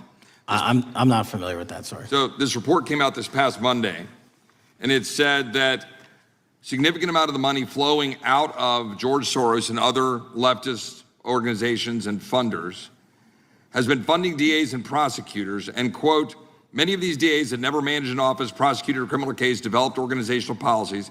In dozens of America's largest cities and counties, this report finds these progressive district attorneys have outsourced core parts of the American criminal justice system to activists and political donors, taking direction and advice on everything from staffing decisions and communication strategy. Organizations, it's a complex web of donors going in through these organizations to put radical DAs and prosecutors out there, putting criminals on the streets. Does the FBI director agree that this exists and is a problem? I will accept the factual representation, and if that exists, it is a problem. The organizations such as TIDES, the Fair and Just Prosecution, Brenner Center for Justice, Partnership for Safety and Justice, the Vera Institute of Justice, the amount of dollars flowing from George Soros through and to these organizations and to the various prosecutors that have resulted in increased crime on our streets, including the brutal murder of the Ukrainian refugee in Charlotte. I bring that up because that is one component of the problem. In addition, we have an organized effort targeting our border. The NGOs, the nonprofits in the deep pockets, the United Nations, charitable organizations, and a long list of over 250 organizations that the Center for Immigration Studies put out that lays out a complex web of organizations that were moving people into our country, knowing that they're dangerous, knowing that they're criminal, associated with taxpayer dollars flowing through the United Nations and donor dollars flowing through organizations, including ostensibly religious ones, putting these dangerous individuals on the street. That resulted in fentanyl in our communities, that resulted in the death of Jocelyn Nungare, of hundreds, thousands even, as the director testified, 100,000 people dying from these narcotics every year. All of this in an organized effort, a complete effort by the radical left to use taxpayer dollars and these dollars to put people on our streets. In addition, the extent to which we've seen now with the Southern Poverty Law Center and their hate map targeting, for example, the Family Research Council, where we had a shooting right here in DC over a decade ago, putting Charlie Kirk, putting a target on TPUSA, Antifa, other radical organizations that are very specifically organized in targeting conservatives and ordinary Americans. Well, how about the organized effort to infiltrate our schools and advance a transgender agenda? and advance a radical agenda, perhaps one that we will see exposed further in the individual that actually shot Charlie Kirk. So here's my question. Will you as the director, and are you as the director, pursuing all legal channels to follow the truth wherever it may lead on this organized effort, one? And two, do you agree that Congress should take all action necessary to expose this web of dollars that are flowing to undermine our way of life? I got another minute in my time that I'd like to hear from you on this topic broadly. I'll keep it short. Investigatively speaking, we are doing the following. We are following the money. We are following the money in every organization and every person that is violating the federal code. And it doesn't matter what your background or ideology is, we are following the money. We are using legal process to following that money, issuing subpoenas to follow that money, using grand juries to follow that money. And when we have results to recommend for prosecution to the Department of Justice, we will do that. And we will continue to publicize documents through Congress, yes, when we make these findings. Mr. Chairman, I'd like unanimous consent to insert the record outsourcing justice by the Law Enforcement Legal Defense Fund that I alluded to before. I would ask unanimous consent to add a 2024 list provided by the Center for Immigration Studies on these United Nations and other affiliated groups that are responsible, over 250 of them, for moving individuals into our country in a coordinated effort. I would like a unanimous consent to insert a letter that I sent that currently has 33 members of the United States House of Representatives have signed on it, calling for a special select committee to pursue the organized effort from the radical left to target our way of life and undermine our security by putting criminals on the street and having our borders being wide open and putting us in danger. Without objection. With that, I would yield back. Without objection. Gentleman yields back. Mr. Chairman, I have a couple of unanimous Gentleman's recognized. One is a letter from Senator Tom Cotton, dated last year, urging the U.S. to, quote, ensure that data from U.S. companies is not harvested by the Chinese Communist Party through the purchase of Xi'an software and technology. Without objection. And also a statement by Marco Rubio, then Senator Marco Rubio, which warned our UK allies about, quote, Xi'an's deep ties to the People's Republic of China. Without objection. Also, crime is the record crime is down in 2025. Trump doesn't deserve credit, which demonstrates that the crime rates have been decreasing since 2023, which was published by the Vera Institute. Also, a unanimous consent request to enter into the record a NPR report from July of 2024. GOP vows to make America safe again. Statistics contradict their growing crime claims. Without objection.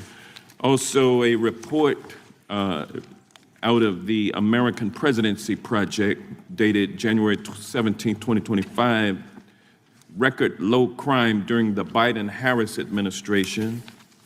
Without objection. Also, Joe Biden is correct that violent crime is near a 50-year low, which was a PolitiFact publication of May 2024. And last but not least, a FBI releases 2024 reported crimes in the nation statistics. These are FBI statistics published on August 5th, 2025, which details decreases in murder, rape, aggravated assault, and robbery in 2024.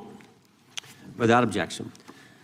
Gentleman from Kentucky is recognized for unanimous consent. Mr. Chairman, I ask unanimous consent to submit two sets of documents. The first is a series of emails from the victims of Jeffrey Epstein. They are making FOIA requests to get their own FBI files and not having any success. So I want to bring attention to that by submitting that to the record. The second document that I want to submit to the record, for the record, I know we don't usually read these. This one's not readable. It's completely redacted for the most part, the first 50 pages. This is actually the search warrant that was served on James O'Keefe for a diary that he had already given to the government 2 months before. And as it turns out, there were no indictments here, yet he still doesn't know why he was raided, and I think he deserves to know. So, Without objection. Thank you. The chair now recognizes the gentleman from California.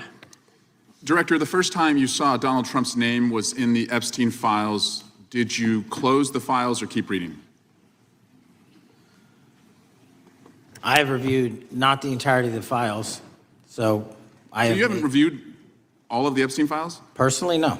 You're the director of the FBI. This is the largest sex trafficking case the FBI has ever been a part of. Buck stops at the top, and your testimony today is you have not reviewed all of the files. What I've been doing is been busy providing the safest country this country has seen in modern U.S. history in historic speed, because the men and women of the FBI are given the resources to reduce the homicide rate, to reduce the drug trafficking rate, to reduce the amount of children that are being trafficked, and the number of pedophiles. It sounds like those children being trafficked would appreciate the director reviewing the files. You said you don't know the number of times Trump's name appears in the files, so it could at least be 1,000 times. Is that right?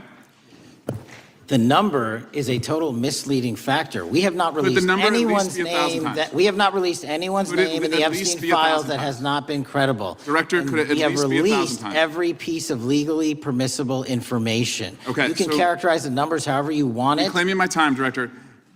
It sounds like if you don't know the number, it could at least be 1,000 times. Which It's not. leads me- It's not. Is it at least 500 times? No. Is it at least 100 times? No. Then what's the number? I don't know the number, but it's not that. Do you think it might be your job to know the number? My job is to provide for the safety and security of this country. My job is not to engage in political And that innuendo includes protecting so you can go sexual out to the assault sticks and get your 20-second hit in your So fundraising reclaiming my article. time, But Director. keep going, reclaiming your time, because the Director, people of California are being underserved by your If the representation. president is not implicated, why not release everything that involves We have released everything, the president and anyone else's side, that is credible and lawfully be able to be released. Your fixation on this matter and baseless accusations that I'm hiding also child Mr. Massey's pedophiles is disgusting. interest. Anyone that says that needs to look at the stats alone. And go back to the state of California, who's receiving the biggest surge in FBI resources through my redeployment, because the cities of Los Angeles, San Diego, and San Reclaiming Francisco my time, need it. Director. Remembering your oath to tell the truth, did you ever tell Donald Trump his name is in the files? I have never spoken to President Trump about the Epstein files. Did you ever tell the Attorney General that Donald Trump's name is in the Epstein files? The Attorney General and I have had numerous discussions about the entirety of the Epstein files and the reviews conducted by our team. Did you tell the Attorney General that Donald Trump's name is in the Epstein files? And we have released where President Trump's name is in the It's a simple attorney's question. file. Did you tell the Attorney General that the President's name is in the Epstein files? During many conversations that the Attorney General and I have had on the matter of Epstein, we have reviewed. The question is painstakingly simple. Who Did you tell the Attorney General that Donald Trump's name is in the Epstein files? Yes or no? Why don't you try spelling it out if Yes you're going or to mock no, me? Director? Use the alphabet. Yes or no? No? A, B, C, Director, D, E, F? it Don't sounds wanna do like you don't want to tell us. Did you tell the Attorney General that Donald Trump's name was in the Epstein files? Why don't you try serving your Director, constituency did by you tell the focusing on Attorney reducing General violent that Donald crime in this Trump's name- country and the number of pedophiles that are Director, illegally reclaiming my harbored in time, your Director. sanctuary cities in Director, California? reclaiming I'll my work with time. you on that. Do Regular you order, wanna Mr. work with us Chairman. on that? Director, Time reclaiming my belongs to the time. gentleman from California. Did you tell the Attorney General that Donald Trump's name is in the Epstein files? The question has been asked and answered. You have not answered it, and we will take your evasiveness as a consciousness of guilt. Director, did Donald Trump ever say to you, just find and release the entire truth? Don't worry if I'm in it. The instructions from the administration were to release all credible information, and we have done that.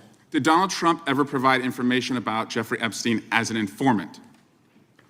Donald Trump has not been, and I can only speak for the FBI, an informant of the FBI. So, Director, you've played this cute shell game where you say you can't release everything because the court has said that it legally is not allowed to be released, but the court calls bullshit.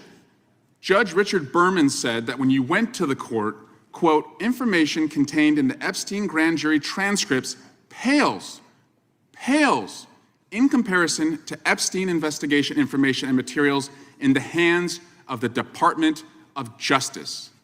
So let's move on, Director. You wrote a book called Government Gangsters. You identified 20 individuals in that book. You put me on that list at the top of the list. Thank you. My children find it flattering. 20 of those individuals have been investigated or have had adverse actions. Director, considering that you have identified these people as, quote, government gangsters, will you recuse yourself from making any investigation decisions about these individuals? Anyone that has been terminated at the FBI has been done so the because question they failed again, to meet the muster in their Director, constitutional I will obligation. work on the audio-visual capabilities. I'm of going to terms that borrow don't your even hear me. terminology and call I'm reclaiming bullshit my on your time. entire career in I'm Congress. reclaiming my It time, has been a Director. disgrace to the American Director, I'm people. reclaiming my You time. can reclaim your time all you want. Mr. Chairman, Try and protect the witness to citizens of speak, Mr. California. Chairman. Mr. Chairman, would you give recuse yourself, Director? The gentleman has no time. Mr. Chairman, would you Mr. admonish Chairman, the witness not to insult members? The gentleman has no time. Mr. Chairman, the just committee will remember. quick point of order. Could the gentleman be extended an additional 20 seconds to complete his thoughts since the witness decided to interrupt him continuously? And the witness will be able to respond if he wants. We'll make sure he has time to do that. My question is, will you, Director, recuse yourself, yes or no, from investigating or making decisions about the 60 individuals, including myself, that you identified as government gangsters? Yes or no? Time of the gentleman has expired. The witness may respond if he would like. And the answer was no, as I heard. Correct. Okay. The gentleman from Wisconsin, the gentleman yields back. The gentleman from Wisconsin is recognized for 5 minutes. Thank you, Chairman. Thank you, Director Patel, for being here today. I wanted to talk a little bit about the assassination of Charlie Kirk and the FBI's subsequent investigation. I know it's really sensitive, and you can make the call as to whether or not, obviously, it's something that you can respond to, but I think it's still fresh on many people's minds. I want to congratulate you and Utah law enforcement for the work you did in identifying the suspect and apprehending him. According to public reports, and I think this is what maybe it's, I still have questions about, and maybe the public does. According to public reports, the alleged shooter arrives on the Utah Valley University campus nearly 4 hours before the shooting. Was that your understanding? Is that kind of... I'll let the public reports reflect themselves. I don't have the exact timeline. Okay. So we don't have any idea kind of his prep or how he set up or how he utilized that time when he first showed up on campus? All of those are being currently investigated through our cell phone analysis and through our witness interviews. And the state of Utah has now announced charges seeking the death penalty against this suspect. So we're a little limited in what we can continue to say. Sure, I understand. And that suspect, like you referred to, is then captured on security footage jumping off the roof of the alleged shooting location, the Losey Center. Do we have any idea how the suspect got up on the roof in the first place? I think for members of Congress, especially after Butler and Pennsylvania, it's just unimaginable that there could be some type of security breakdown prior to an event of that size where somebody could access a rooftop. So not commenting on the case, but having gone to the crime scene and walked the steps that we believe were taken, the roof was actually readily accessible through an exterior stairwell, so anyone could have gotten on it.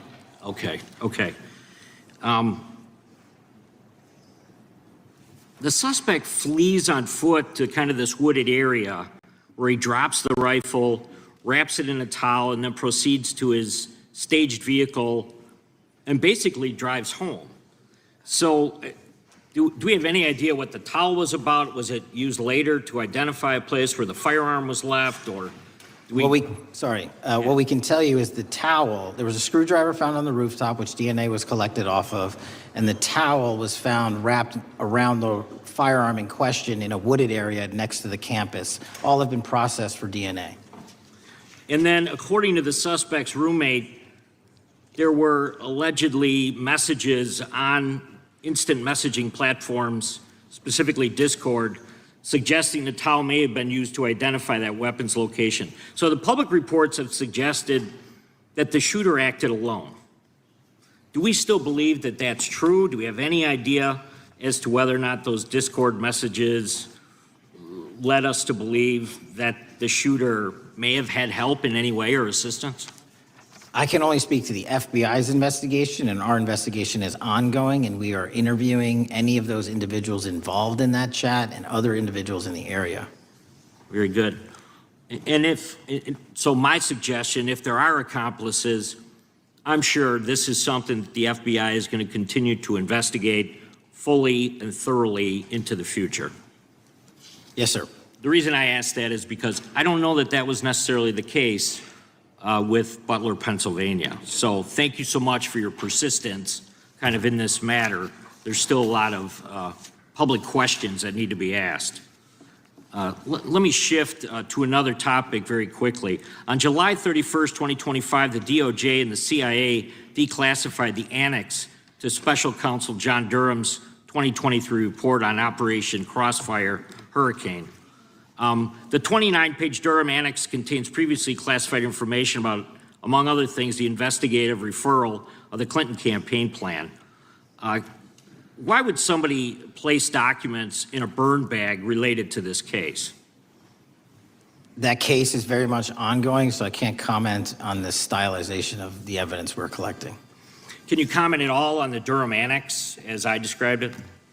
The Durham Annex, which has been publicly released thanks to the FBI's commitment to transparency, is one of the documents that's being utilized. And in general terms, speaking for burn bags, sir, a burn bag is what you use to put classified documents into generally, because that is literally how you destroy them.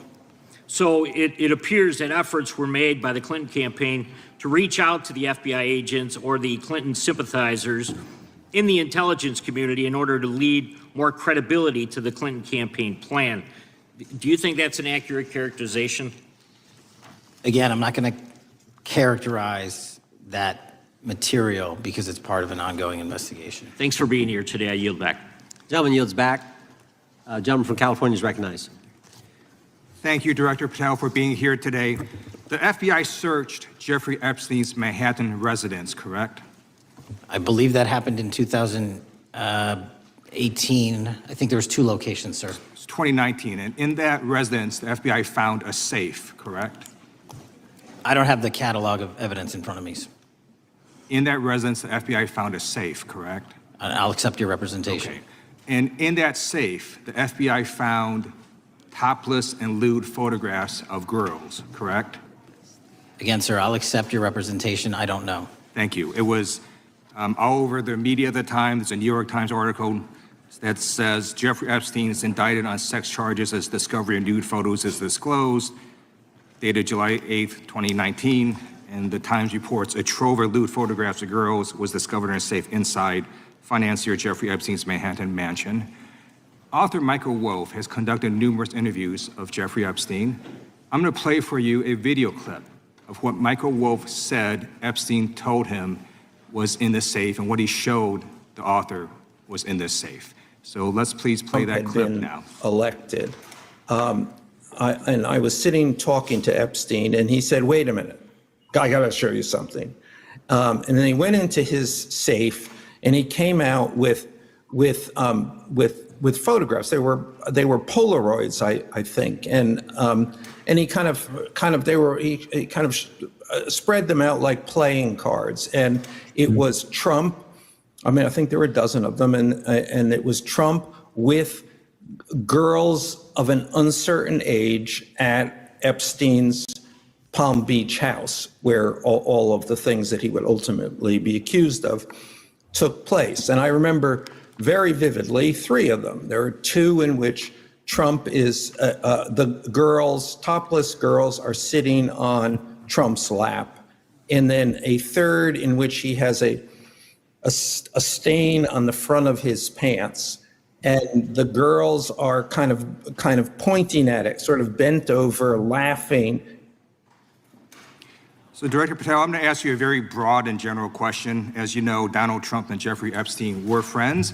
There are, of course, photos showing Donald Trump together with Epstein, correct? I don't have the entirety of the photographs, but I think they've been photographed in public together. All right.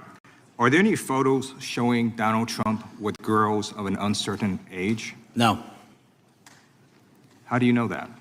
Because that information would have been brought to light by multiple administrations and FBI investigators over the course of the last 20 years. Well, you know what? That's just not true, because no one knew about the creepy birthday message that Donald Trump wrote to Jeffrey Epstein until the Wall Street Journal disclosed it, and then all of a sudden, the Epstein estate provides it to Congress. Well, so certainly, you weren't there at the search.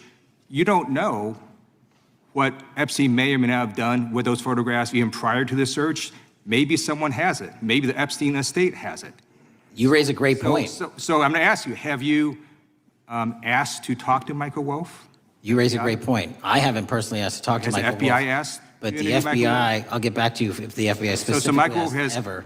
about 100 hours of testimony of Jeffrey Epstein. Wouldn't it be good for the FBI to interview Michael Wolff? I'm not saying they haven't, I just don't know. Has FBI subpoenaed the tapes that Michael Wolff has conducted of Jeffrey Epstein? I don't know. All right, so if you could provide us an answer, that would be terrific. Well, let me ask you this question then. Have you looked at all the photos in Epstein files? I have looked at all the information that the investigators who investigated this case have provided to run out credible leads. And in the Epstein files, was there that creepy birthday message that Donald Trump had written to Epstein? No, that's what I was trying to tell you. You raise a great point. The estate of Jeffrey Epstein has a voluminous amount of information that they have not released before. Okay, so that's great. So wouldn't it be great if FBI subpoenaed the estate of Jeffrey Epstein for all that information? The estate is under no obligation to provide that material, even pursuant to a subpoena. That's a great point. Yeah, that's just false. Okay. That's just false. You're the frickin' FBI. You can subpoena the information from the estate, and you better do that. I'd like to move literally on. not how it works. I'm going to move on now and talk about Epstein's client list. You confirmed that it exists. Attorney General Pam Bondi confirmed earlier this year that it exists. So I just want to ask you a simple question. Is Prince Andrew on Epstein's client list? The material related to Prince Andrew has been made public. Is Prince Andrew on the client list? We have released the index of names All right, that were is- in is- Jeffrey Epstein's. Is Donald Trump on Epstein's client list? The index has been released, and the index will speak for So I'm itself. just going to say, America, there's a huge red flag. The FBI director could not answer whether Donald Trump was on Epstein's Gentleman's time client has list. expired. I Chair yield now back. recognizes the gentleman from Virginia. Thank you, Mr. Chairman. I want to thank the director for being here and for his work over the last several months, removing the taint of partisanship that has infected the intelligence community over the past several years under the last administration, under the last several directors, standing up for law enforcement, standing up for the brave men and women who work in your agency. But to set the record straight, we have to correct the record. And the record, early days of the first Trump administration saw a dramatic spike in news stories that contained sensitive and sometimes classified details about the FBI's bogus Russia probe, about a leak a day. It's unacceptable that senior FBI officials coordinated to leak classified information to try and harm President Trump. Documents produced to the committee in August of this year revealed that the FBI interviewed a former Intelligence Committee staffer who gave details on a systematic process through which leaks of classified information were affected by then Chairman, now Senator Adam Schiff. Were these findings escalated within the Bureau's chain of command, and if so, to what level? Sorry, were the findings escalated? Were these findings that were given to us escalated within the Bureau's chain of command, and if so, what level? Did you receive this information? That entire matter is currently under investigation by the people at the FBI that handle leaks of classified information. All right, it's good to know that there is an ongoing investigation. Can you tell me whether these leaks to the media compromised any ongoing FBI investigations during the Trump-Russia probe? I can tell you, generally speaking, the leaks of classified information are detrimental to any work the FBI is doing. Now, former Director James Comey testified before the Senate Judiciary Committee that he had never been an anonymous source, nor authorized anyone to be an anonymous source in news reports about matters relating to the Trump investigation or the Clinton investigation. Was Comey's testimony true?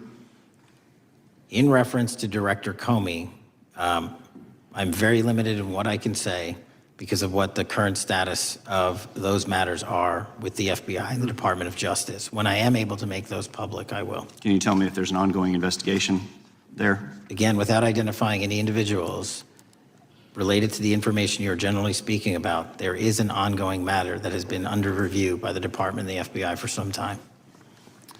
Because we know that the documents that we received last month revealed that former Director Comey used Columbia University law professor as a conduit to leak stories to the media that contained classified information. Let me move on to the way that the FISA process was weaponized by past directors.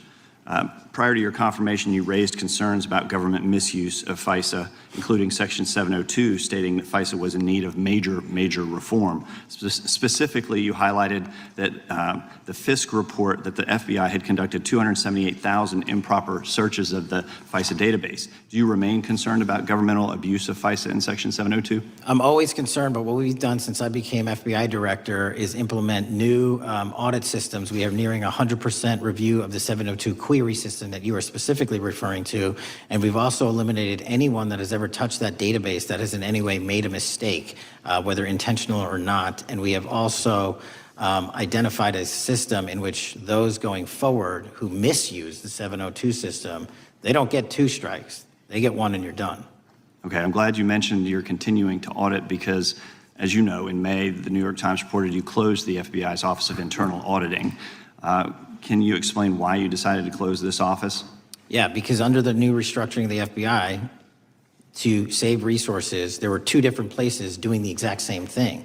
We have a specific division dedicated to audits. I didn't need another audit system doing the audits again. And so we folded some of those folks with their expertise into our specific division and then took the rest of those folks and are moving them out across the country. Under previous FBI leadership, FBI agents were found to have lied to the FISC. There have been hundreds of thousands of violations of the querying standards. In light of past violations, what action is the FBI taking to ensure that similar abuses do not occur in the future? Exactly what I've outlined. You cannot have access to the 702 query system if you improperly queried that system at all at any time in your career. Okay, at a Senate hearing 2 years ago, your predecessor, Director Wray, testified FBI had previously purchased U.S. phone geolocation data for a specific national security pilot project and further stated that the project had not been active for some time and that the FBI relies on court-authorized process to obtain location data from companies. Does the FBI purchase location data or any other data of Americans from data brokers? I don't believe so, but I'll get back to you. Thank you, that'd be important. I appreciate that. I yield back. Gentleman yields back. Gentleman from Washington is recognized. Thank you, Mr. Chairman. Mr. Patel, before you joined the FBI, you had very strong opinions about what the FBI was hiding regarding Jeffrey Epstein. In a September 2023 interview with Glenn Beck, you said, the Black Book is under the, quote, direct control of the director of the FBI. In December 2023, you said, let us know who the pedophiles are. Even for a short time after becoming FBI director, in February of 2025, you tweeted, quote, there will be no cover-ups, no missing documents, no stone left unturned. In June, you told Joe Rogan, quote, we've reviewed all the information, we're gonna give you every single thing we have and can.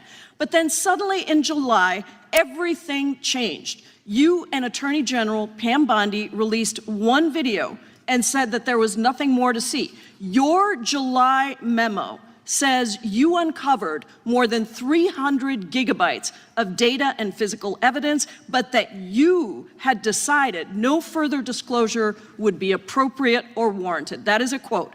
I think what happened, Mr. Patel, is that suddenly you discovered that Donald Trump's name was all over these files, and you started a giant cover-up.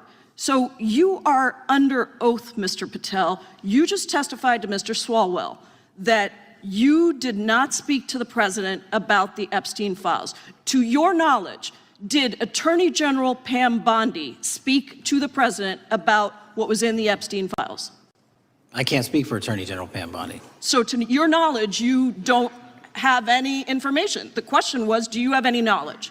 Do you have any knowledge? I can't speak. You are refusing to answer the question, so let me tell you that the Wall Street Journal reported that in May, Bondi told Trump that he was in the Epstein files, and at the same meeting said that the DOJ did not plan to release the files. Yesterday, you testified to Senator Kennedy that there was, quote, no credible information that Epstein trafficked girls to anyone else, and that you have, quote, continuously and publicly asked the public to come forward with more information and we'll look into it.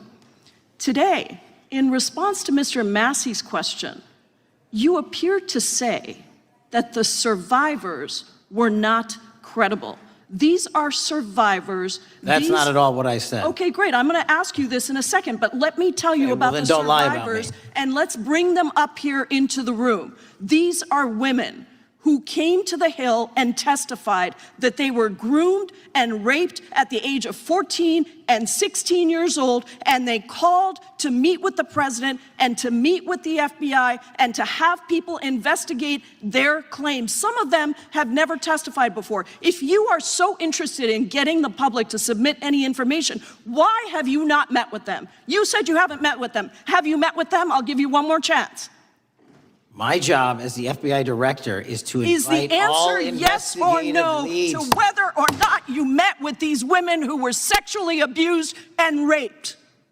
Any insinuation by you or any What people is on the your an- side that I am not manhunting child predators and sex traffickers, just look at the Mr. stats. Patel, And you talk Mr. about Chairman, cover-ups, man. Mr. Chairman, you this talk is about my time, cover-ups. and I will take Why as much time as I Where were want. you during the Instruct the Obama and witness, Biden Mr. administrations Chairman. when these so-called Instruct the cover-ups were witness. going on? Mr. Why didn't Chairman. anyone in those administrations talk to any of these Mr. purported Chairman. witnesses? Yeah, I let's have get some regular order, Mr. every Chairman. single person to provide credible information. Time belongs to the gentlelady from Washington. And I'm but gonna when you- take when another you couple accuse of the minutes. witness of something, he's allowed to respond. That's how it works. You say Listen, something, he didn't you even, say excuse me, Mr. Mr. Chairman, Chairman, you have point always of been order. fair, but this and is I'm not being fair. fair, and you will get No, your- this you will is get my your time. and he We will give the said that gentlelady the a few witnesses additional were not credible. seconds of time. I'm going to get an additional minute of time because that's you'll how get much time you he won't get a took. minute. You'll get some seconds. What we think is under 5 minutes. You don't get to demand how Mr. much time you Patel. get. That's not how it works. Mr. Patel,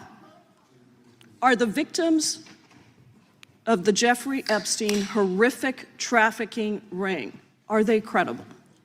Any person with information about ongoing sexual trafficking. I'm asking you if they're credible. Ma'am, I'm Are commenting they on the credible? evidence we have. But And we have routinely asked for people to come forward with more evidence, and we will look at it. And the evidence that we have was the same evidence that the Biden and Patel, Obama Justice Departments Mr. had. Patel, And they this is determined, not new. me, they determined that that Chairman, information was Mr. not credible. Chairman, he's not letting me even ask my questions. You This is ask the ridiculous. questions, he gives an answer. You may not like what he says, No, but that I'm doesn't mean you get to he's interrupt not him. answering my question. Mr. Chairman, have could we an- restore the gentlelady 45 seconds so she We can will give complete her her question? additional 30 seconds, which is what I said I'm earlier. going to keep taking my time because you'll take here's the time thing. that you get. You get are 30 not seconds. answering the question. The question I is, have, you just don't like the answer. Are these women credible? It's a yes or no answer. I have answered the question. Well, and I what is keep the telling answer? you, I'm the only FBI director that has welcomed new information in this Okay. case. This You're not- administration is the only one that has welcomed any new information in this Is there case. a yes or no to whether Present the new credible victims are information. credible? Present new Are information. the victims credible The victims- or not? I'll tell you what happened in the last Trump Are they administration. credible or not? You can't even Victims say. credibly came forward, and you know what happened? President Trump authorized the indictments of President Jeffrey Trump Epstein, called not them Biden, a hoax. not Obama, President Trump no one called else. the entire thing a Democratic hoax.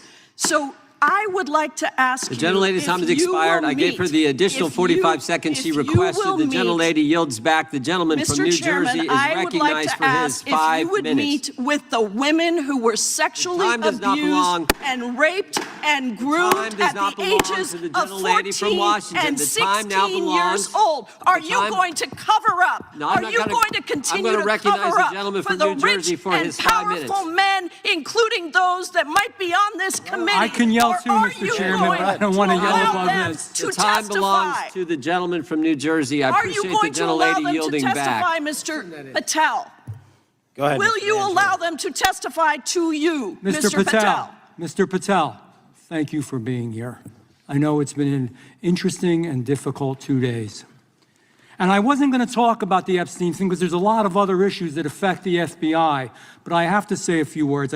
I've sat here, I've listened to this, I've watched it, and you know, my Democratic colleagues are so concerned now, Mr. Patel, all of a sudden. Where were they last year? Where were they the year before? Where were they the year before that? Where was the last president in any of this? Well, all I know, the only thing I see is a single letter from the ranking member that was sent in 2019 that he didn't like the plea deal, and some people signed on to that.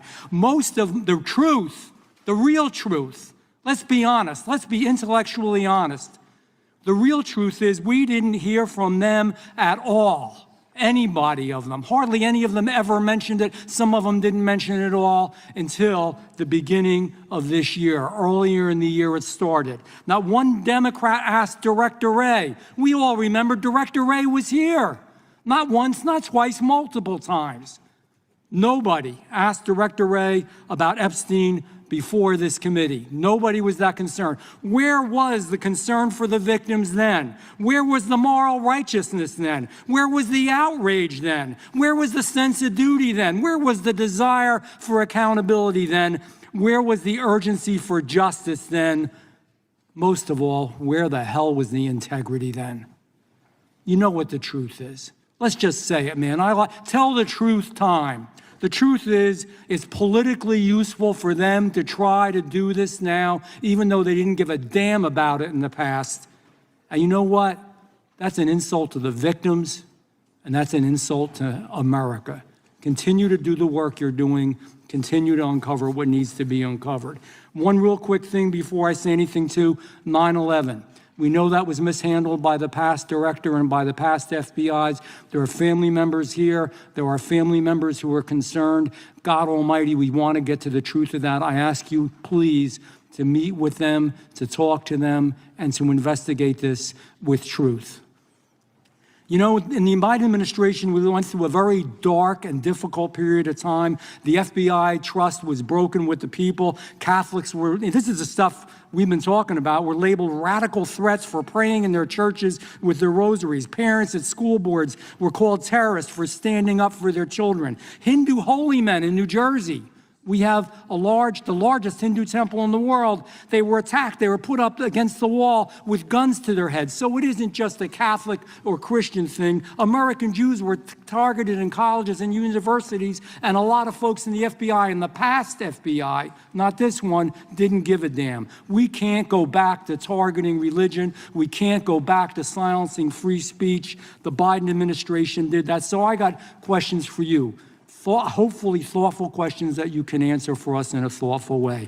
How is this FBI now, under your leadership, how are we restoring trust for Catholics, for Hindus, for Jews, for parents, for all the other, for just American people that were targeted by FISA because they had a different viewpoint? How are we restoring that trust in the FBI? In multiple ways, sir. One, and maybe most importantly, is through transparency and providing the American public with the material so they can see, read it themselves as to what the abuses were in the past, whether it relates to the Catholic memo or the Hindu incident you talked about at the largest temple in North America. Any institution of faith and any member of faith will not be investigated by this FBI because they are men and women of faith ever, period. And nor should they. Nor should they. I don't mean to interrupt you, but my God, of all the amendments to the freedom of speech, freedom to believe in what you want to believe in, I know you're standing up for that. Continue. I'm sorry. No, that's it. Sorry. Okay. The Richmond memo was driven by a reliance on sources. The Southern Poverty Law Center, you know, the words sound nice, but the organization's not so nice. And we've seen the Anti-Defamation League distort data that counts as violence.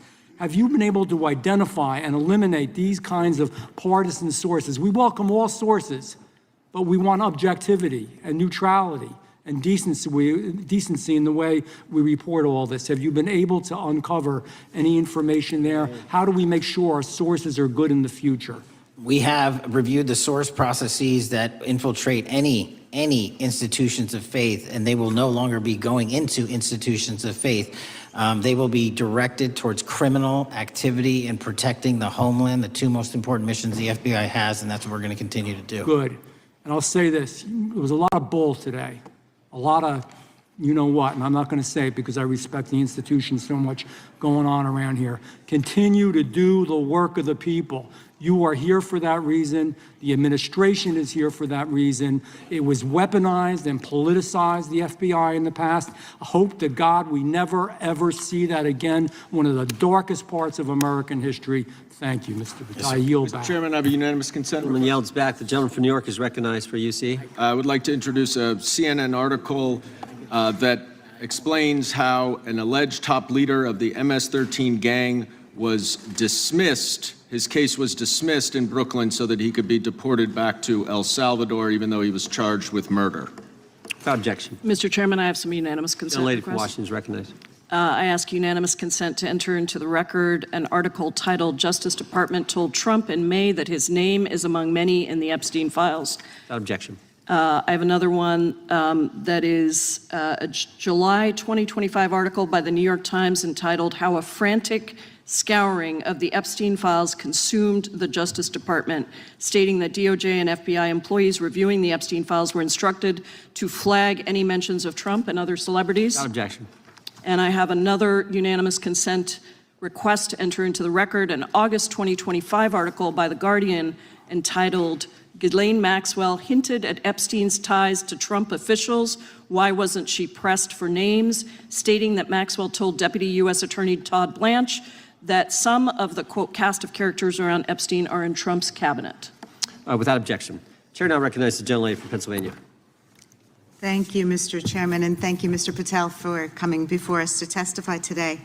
I am concerned by your repeated claims that you're not able to disclose anything further about the Epstein investigation and files, and that there's no evidence of a broader conspiracy or other people who should be charged, because the American people aren't buying that you've been transparent or that there's nothing further to be seen. In your exchange with my colleague, Mr. Roy, you reiterated something that I heard you say yesterday in your Senate testimony, and that is, under your direction, the FBI will always follow the money. Is that right? The money, did you say? Yes. Yes, you said you'll follow the money. That's great. And just now you said you welcome the opportunity to investigate new evidence. So there has been significant recent reporting just in the last couple of weeks that after Jeffrey Epstein was arrested, 4 major banks flagged more than $1.5 billion in suspicious transactions connected to him that suggested a massive conspiracy related to his child sex trafficking activities. Director Patel, has the FBI reviewed the $1.5 billion in suspicious bank transactions flagged to the government relating to Epstein and his co-conspirators? I know the FBI has reviewed numerous SARs. I don't know the totality of that number. Okay, can you provide us with that number? I'll get back to you. Okay. And have you initiated any new investigation of those bank transactions since, say, September 8th, when the new reporting came out? I'll check with the Treasury Department because they're the lead on that. Okay, so Director Patel, how many individuals or entities has the FBI interviewed, subpoenaed, or compelled to testify? Can you give us those numbers with respect to these bank transactions? Not off the top of my head. I'll have to work with Treasury. Okay. We're concerned, you see, because you say you're going after child predators, but We are. obviously this is how you follow the money, is if you follow the bank transactions that apparently enabled the child sex trafficking. Would you agree? It's one of the valuable investigative tools is to follow the money. Okay. Have Jeffrey Epstein's victims have asked us to ask you whether or not you've investigated Epstein's lawyers, the lawyers who facilitated those payments.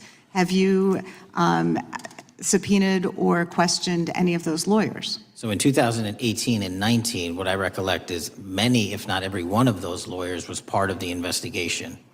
But you weren't there at that time, I wasn't right? there. Okay. So can you get us the names and the numbers of who was investigated then with respect to those lawyers? As long as I'm allowed to release it, absolutely. Okay. Well, if we provide you with subpoenas, I assume you can release it. Is that right? We have a current subpoena and we're working with Congress to provide it. Okay. You've said that the Acosta investigation had an original sin. Mm-hmm. What do you mean by that? Basically, if you're looking at an actual pedophile ring, what you should not do is limit the time frame in which you're legally able to collect information. So search warrants that Mr. Acosta utilized in 2006 and 7 leading to the 2008 plea agreement had a very specific narrow window of years, I think 3 or 4 years. And so information pursuant to legal process wasn't collected for 10 years or 15 years or 20 years. It also, subpoenas were not sent out to hundreds of witnesses at the time, hundreds of victims at the time. None of that was done. None of these people were put in grand juries. And so the totality of information from the jump, instead of being this big, was like this. And that, in my opinion, is not how you run an investigation if you're trying to break a sex trafficking ring. So you're now in charge of the FBI. Why haven't you done that investigation?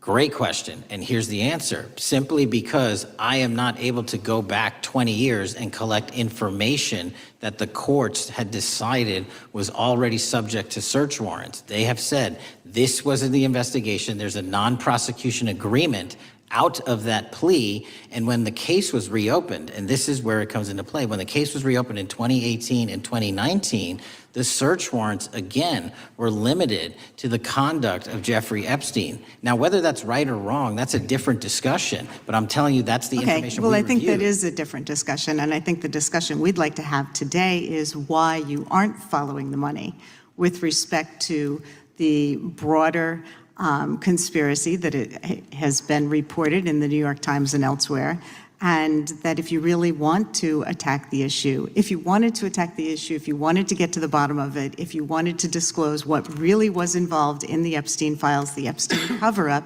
that you would be taking very different actions that you are today. I do want to seek unanimous consent to enter into the record the New York Times September 8th, 2025 article, How J.P. Morgan Enabled the Crimes of Jeffrey Epstein. Objection. And also an article dated July 17th, 2025 in the Epstein case, Follow the Money. Objection. Okay, thank you. Gentlelady yields back. Mr. Chairman. Gentleman from Maryland is recognized. Thank you much. Pursuant to Clause 2K6 of Rule 11, I move that the committee subpoena the CEOs of 4 banks, J.P. Morgan, that's Jamie Dimon, Bank of New York Mellon, Robin Vince, Bank of America, Brian Moynihan, and Deutsche Bank, Christian Sowing, in order to get the suspicious transaction reports. These 4 banks have flagged to the government $1.5 billion in suspicious transactions related to the sex trafficking crimes and conspiracy of Epstein, Maxwell, and all of their collaborators. And as you know, Mr. Chairman, we got the SARS reports for Hunter Biden totaling around $20 million. And so these $1.5 billion in SARS reports we should get, especially since the director doesn't seem to be forthcoming. And I request that we do this immediately. I think the director's been very forthcoming. We will hold any motion to subpoena in abeyance until the conclusion of the hearing. The chair now recognizes the gentleman from Texas. Thank you, Mr. Chairman. Thank you, Director Patel, for being here. It is quite clear that certain members of this committee, they want their 15 seconds on TV, stamping and coming. Maybe it's for fundraising. Maybe they're struggling in their district. They need a little bump. But they turn a committee into a clown show, and that's what we're seeing. You're being unjustly attacked today. I watched the Senate hearings yesterday. You were attacked there. We know there's an agenda. There's always an agenda. It's the same characters with the same personalities, the same objective, and that is destroy the mega movement. You're being attacked, Director, is because you're effective. You highlighted what you've been doing in D.C. with the president in reducing violent crime. You're very effective. Another individual that was very effective with meaningful debate and dialogue was Charlie Kirk. And they killed him for it. Charlie Kirk was a man of faith. First and foremost, he loved his Lord Jesus. He loved his family. Beautiful wife, beautiful children. Just a remarkable, honorable man that was silenced with this assassin's bullet.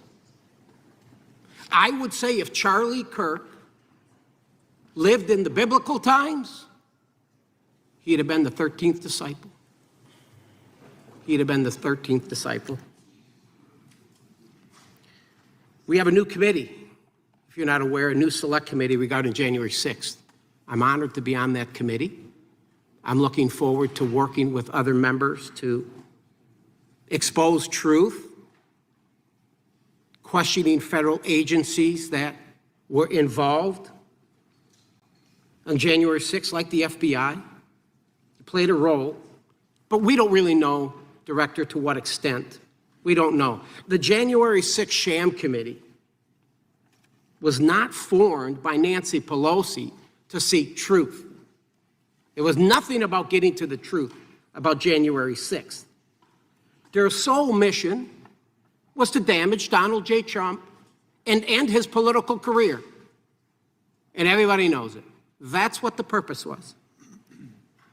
You know what's nice, so I kind of get to ask the question, though, how did that work out for you?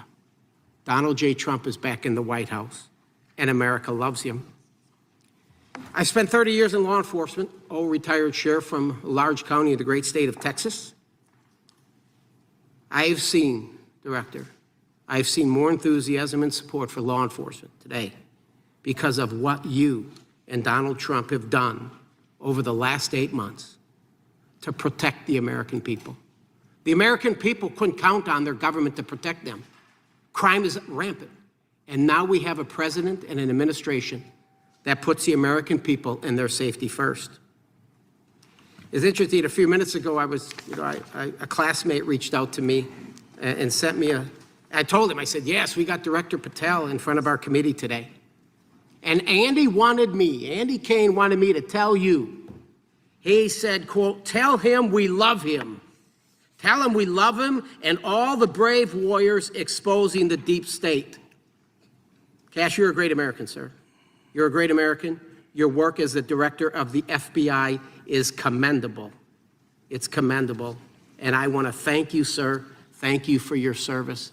Keep up the good fight, brother. Don't let him tear you down. Keep up that good fight. You have it in you. With that, sir, I yield back. Gentleman yield.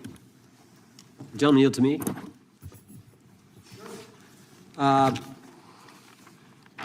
Director Patel, there were 26, the gentleman mentioned the select committee, there were 26 confidential human sources at the Capitol on January 6, 2021.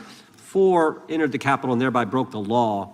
Do you know if those individuals were being paid by the Ray FBI? So we've provided 600 pages of documents to this committee alone regarding January 6th. That's 600 pages more than any of my predecessors. Yep. Generally speaking, confidential human sources are always paid by the FBI. That's how it works.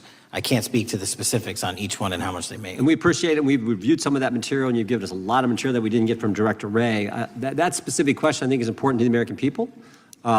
Were people who were confidential human sources of the FBI who broke the law, one was recommended for prosecution, my understanding is, by the information we've received from you. Were they actually paid by the very taxpayers who may have got charged with the same offense? I think that's important for us to understand. I'll get back to you on that. Thank you. Chair now recognizes the gentleman from California. Thank you, Mr. Chair. Welcome, Director Patel. I want to focus a little bit on domestic terrorism. We have a graph here, data up to 2021, but as you can tell, domestic terrorism is on the rise. Nation, our citizens under threat. We saw the assassination of Charlie Kirk, 2 assassination attempts on the president, school shooting, Minnesota last month, and closer to home, just a couple of days ago, Huntington Beach, peaceful vigil for Charlie Clark, infiltrated by neo-Nazis who essentially made the local individuals attending that event fear for their safety. All of us know that a lot of these domestic attacks are by lone wolves, but yet they do leave clues, social media or elsewhere.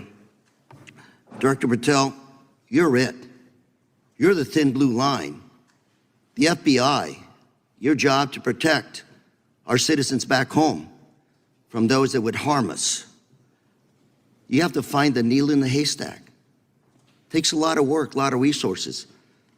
Talking to my local sheriff this morning who said they're concerned. Federal cuts to local grants that help them do the job. Then, of course, let's not forget about other threats that are coming before us, like high-tech fraud. Local senior recently was talking to me about a text she had gotten, a demand by the IRS to send a payment immediately, or the IRS agents were on their way to arrest this individual. Pretty gutsy stuff by folks probably from Europe, North Korea, Russia, China, people, okay, going after those precious savings our senior citizens rely on. Yet the president's proposing a budget cut of $500 million or more to your organization, the FBI. You've said that that'll essentially equate to about 1,300 less jobs at the FBI. So I'm going to ask you essentially, what is it that we can do to help you do your job? Little concerned. Friday Night Lights. One of the events I love to do on Friday nights, go to the local high school football game. Sit there at the stadium and you always say, what if? What if? You're the thin blue line. Can you do your job cutting $500 million from your budget? Thank you, sir. I think we are doing our job, and the distinction is with the budget that we have, we are flexing more resources to the field. California is receiving the largest FBI plus-up of any state in the union due to that plus-up. They're not getting a reduction. No state is getting a reduction. Every state is getting a plus-up. And so I'm utilizing the money that we have to first plus it up. And the empty vacancies that we have, those haven't been filled in years, not under my leadership. Here's my concern. You're going to do well, you're doing more with less, is what you're saying. Yet we're about to vote on a budget that has $88 million more to protect members of Congress, the executive branch, and the Supreme Court. There's a contradiction here. Back on Main Street, we're saying you can do more with less, you can protect them with less money, yet here in Washington, we're saying we need more money to protect members of Congress. It's a little contradiction here, or maybe, sir, you ought to talk to leadership about coming in with your management style to protect the Supreme Court, Congress, and the administration. Otherwise, it's essentially a hypocritical situation. We need more protection, yet folks on Main Street can do with less. My concern is folks on Main Street. We also were, I think we received over $300 million in the big, beautiful bill, and we're also receiving pots of money from our interagency, so this sort of $500 million cut isn't entirely accurate. You're still getting cut $200 million plus. You're still moving your agents to do ICE work, so you are leaving a lot of bases uncovered. And I'm not going to be argumentative with you, Director Patel.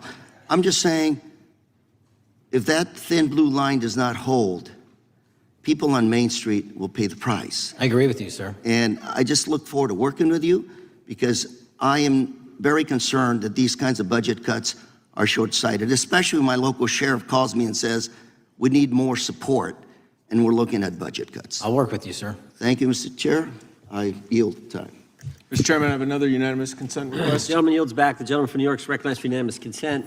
I seek to introduce a December 2024 OIG report from the Department of Justice, which confirms the conclusion of the Bill Barr Justice Department that the so-called whistleblower, a disgruntled former employee of the Intelligence Committee, was not a credible witness, and there were no further actions taken. Without objection. Mr. Chair, I'd like to submit some items for the record. You bet. Gentleman from California. First one, Trump's deportation diverts FBI agents off child predator cases. Second one, FBI director backtracks on administration's proposed budget cuts. And number three, Trump administration says 70% of ICE detainees do not have criminal convictions. Without objection. Gentleman from Texas is recognized. Thank you. Director, earlier this year, the committee learned of new documents tied to the Crossfire Hurricane investigation and the Russia collusion hoax against President Trump. Your efforts in declassifying key documents tied to this investigation allowed the committee to acquire thousands of pages that it did not have previously. Did any of your predecessors make any effort to declassify these documents? Not to the extent we have. Did any of your predecessors share or leak any details that were classified at the time?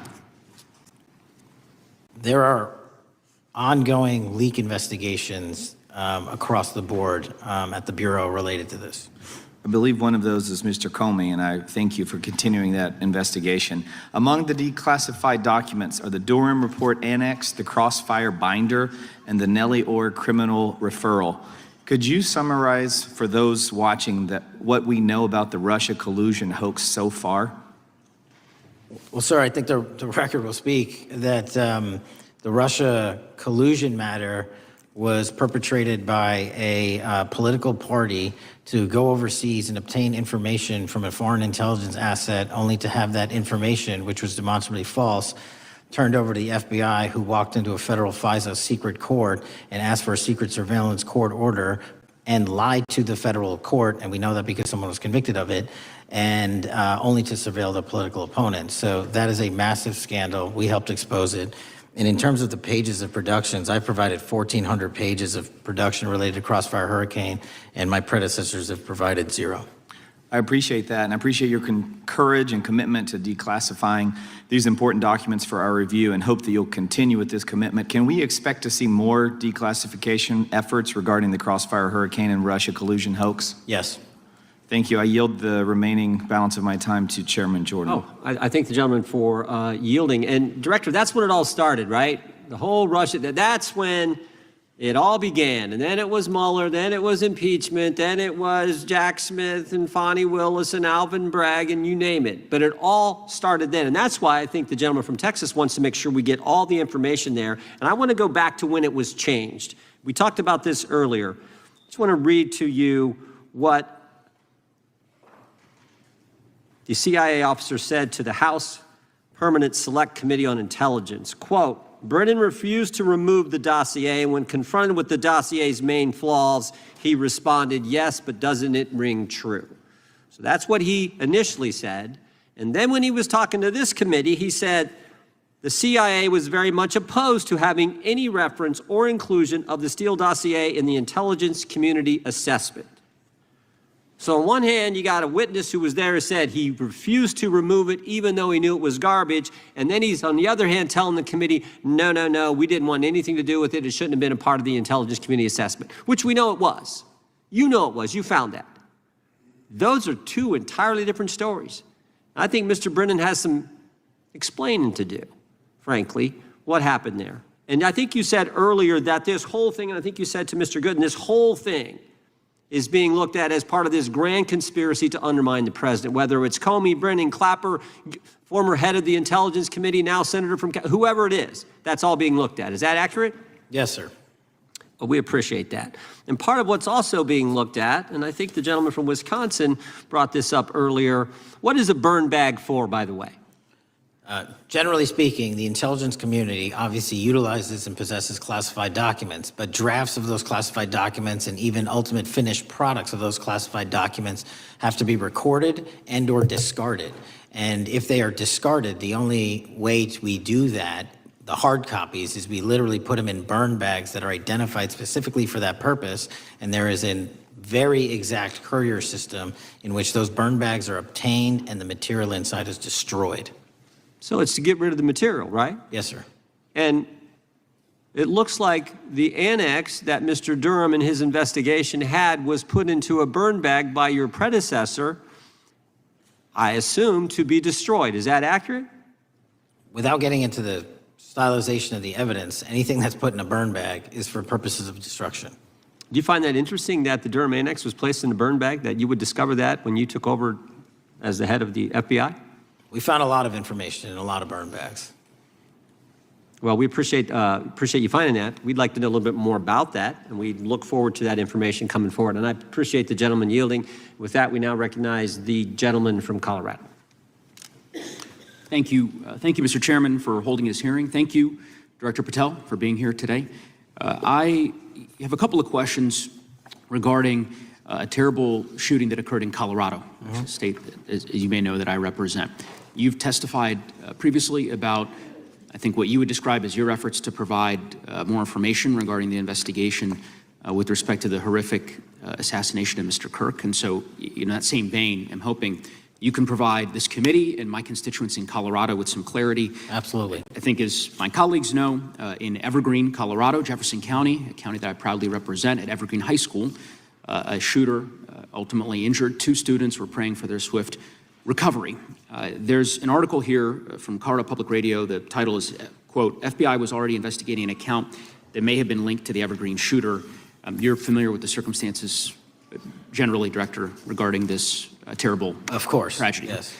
So my understanding from the public reporting is that an organization reported to the FBI in July of this year regarding, just reading here from the article, that the FBI opened an assessment into a social media account user whose identity was unknown and who was discussing the planning of a mass shooting with threats nonspecific in nature. This is the FBI's statement to the press. And that the FBI continued to work this assessment investigation to identify the name and location of the user up until September 10th, 2025, which was the day of the tragedy.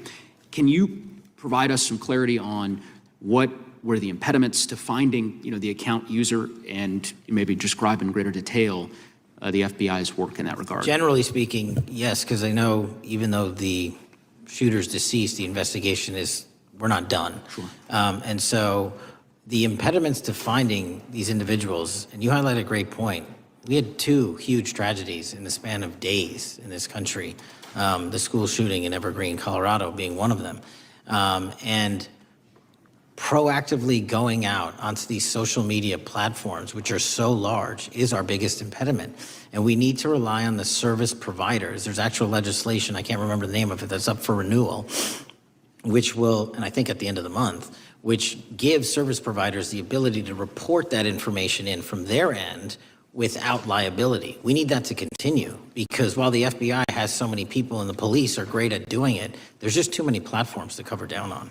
Well, I appreciate that, Director Patel, and I think we're certainly, I'm interested to continue in this conversation, because I think the reporting suggests that there's a pattern, and that ultimately, we want to make sure that law enforcement is able to prevent this kind of tragedy from happening in the future. I have a question. It's not meant as a gotcha question, so it just frame it there. But it is in regards to some reporting around a periodic transaction report that you had filed earlier, this year. So this is in July, pursuant to the ethical obligations as a senior executive official. You remember filing that in July?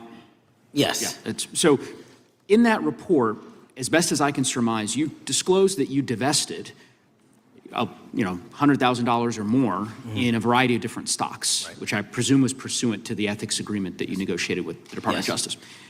In that same report, there's a disclosure regarding purchases of two different transactions. So between $15,000 to $50,000 in a national coffee house chain, and between $50,000 to $100,000 in a semiconductor company on May 9th and May 12th. Are those transactions that you're doing personally, or are these through a stockbroker, or are these transactions that you're handling yourself? So how they happen is I submit proposals under DOJ guidance to say, hey, I would like to trade this or that, and they run their review, and the FBI runs a review, and then they come back and say yes or no, and then I make the transaction. Is there a reason that you decided to make the purchases into those 2 companies? Generally speaking, before I got this job, I was, trading stocks, but not a lot like most people, and I just follow certain industries, and I thought they would be a good investment. So the reason why I ask, right, because you had divested in other companies, and I presume that wasn't because there were actual conflicts. It's just that you wanted to avoid an appearance of impropriety. It was both. Both, but not all of the companies were conflicts. Whatever they make divested from. I don't make the call, they make the call. Sure. Yeah. I guess my point would be, the reason why I ask is, why I said it's not a gotcha question, I have for years led an effort here in Congress to try to ban members of Congress, senior executive officials, from trading stocks. And it's bipartisan in nature. We're working really hard to get that done, Republicans and Democrats. And you can understand, I think, given your role, given the nature of the position that you hold as the leader of the largest law enforcement agency in our country, that divesting entirely, not doing day trading now, I think would be something that would be in the interest of the American people. So I just would hope you would consider that, and that moving forward, that perhaps not purchasing stocks in individual companies, I would think would be something that would be worth pursuing. Gentleman's time is... I'm happy to give the witness an opportunity to... Thank you. I'll work with you on it. Gentleman from Alabama is recognized. Thank you, Mr. Chairman. Thank you, Director Patel, for being here today. Newly declassified documents confirm that the intelligence community under President Barack Obama knowingly relied on unverified and fraudulent evidence to manufacture a false claim that Russia, in fact, meddled in the 2016 election. Is there more to be done to uncover the depths and origins of the Russian collusion hoax? There is, and we're doing it. Why should Americans still care about that, Director Patel? Everybody wants to talk about a weaponized bureaucracy, And when we put out the facts about a weaponized bureaucracy, not because I said so, but because we found the FISA documents, because we found the 302s and the 1023s, then it becomes a political football. My job is to continue to put out that information and let the American public read it for themselves when I'm lawfully able to do so. And that's been my commitment on any subject, Russiagate or otherwise. Wherever the law allows me to do it, I will do it. You know, when I first came in 2020, the number one concern as I was doing town halls was the weaponization of the government against the American citizen. And so are there things that you're doing, structural reforms that implementing so that the FBI cannot be weaponized again, whether it's against President Trump or future elected presidents? Well, it shouldn't be weaponized against anyone. And the structural reform is simple. If you're going to go after a political individual or someone seeking political office, there has to be a grounded basis in law and fact to open up a criminal investigation. And if there's not, the investigation isn't even opened. And I've also gone back and reviewed other cases that were opened in prior administrations related to public officials, and we've closed a number of them because we felt that some of these actions were weaponized on either side of the aisle. I felt it wholly inappropriate for the FBI to be playing umpire and referee amongst these decision makers when there was no factual or legal basis to continue those investigations, so I shut them down. And I think that's so desperately needed because we need to restore trust in law enforcement and certainly in the DOJ and the FBI so that the American people don't fear the very government that's supposed to protect them. And so thank you for doing that. On August 11th, you released to the committee documents concerning leak investigations that began in 2017. Do you believe these leaks were accidental or were they intentional in order to influence public opinion against President Trump? When I can publicly make a final decision on that, either through a recommendation of charging that the DOJ makes or findings that I have, I'm able to do so, but they're still not complete. Why did the FBI under Director Comey want to undermine the Trump administration? I don't know. You'll have to ask him. Think it might have been political? How will Director Comey be held accountable for his leaks and classified information concerning the Russian collusion hoax? Well, anyone. Doesn't matter what you did before or what seat you were in. If you leak classified information, that's illegal. And we will investigate it fully. And if we can bring enough evidence to recommend charges to the Department of Justice, we will. But as you know, in these leak investigations, it's very difficult to produce the information necessary. We know leaks happen. They literally happen every week. It's one of the most destructive things to this country. Media receives classified information beneficial to one side or the other. I'm a fan of none of it, and I want to shut all of it down. And we need to bring some real cases to deter individuals from doing that, and that's my focus. What was Comey's role in creating the ICA? You know, speaking from my memory, as the head of the FBI, he was charged under then Director Brennan and Director Clapper and the other IC elements to come in with the NSA, CIA, FBI, and ODNI and put together a collection of information on how the information sort of surrounding Russiagate came together. So he represented the FBI in that. Was former Director of CIA John Brennan, he's denied that the Steele dossier was used in creating the ICA. Is that true? Well, it's, without commenting on him, the FISA has been released and the dossier was in the FISA. It was in 4 FISAs. So I'll let the public decide. Well, former Director Brennan actually denied repeatedly that he pushed for the Steele dossier to be included in the ICA. Is that true? Denied. I'll let his testimony speak for itself, but then Deputy Director Andy McCabe also testified to the House Intelligence Committee, which has now been declassified, that were there no Steele dossier, there would have been no FISA. Well, my time's getting close, but let me tell you this, sir, and well, my colleague from Texas said, thank you for the job you're doing. You're making the American people safe. You're restoring trust in these agencies that so many of us had lost trust in. So thank you for the work you're doing. That thin blue line, you're doing a fine job, and we want to let you know we appreciate it. Thank you. God bless you. Lady from California is recognized.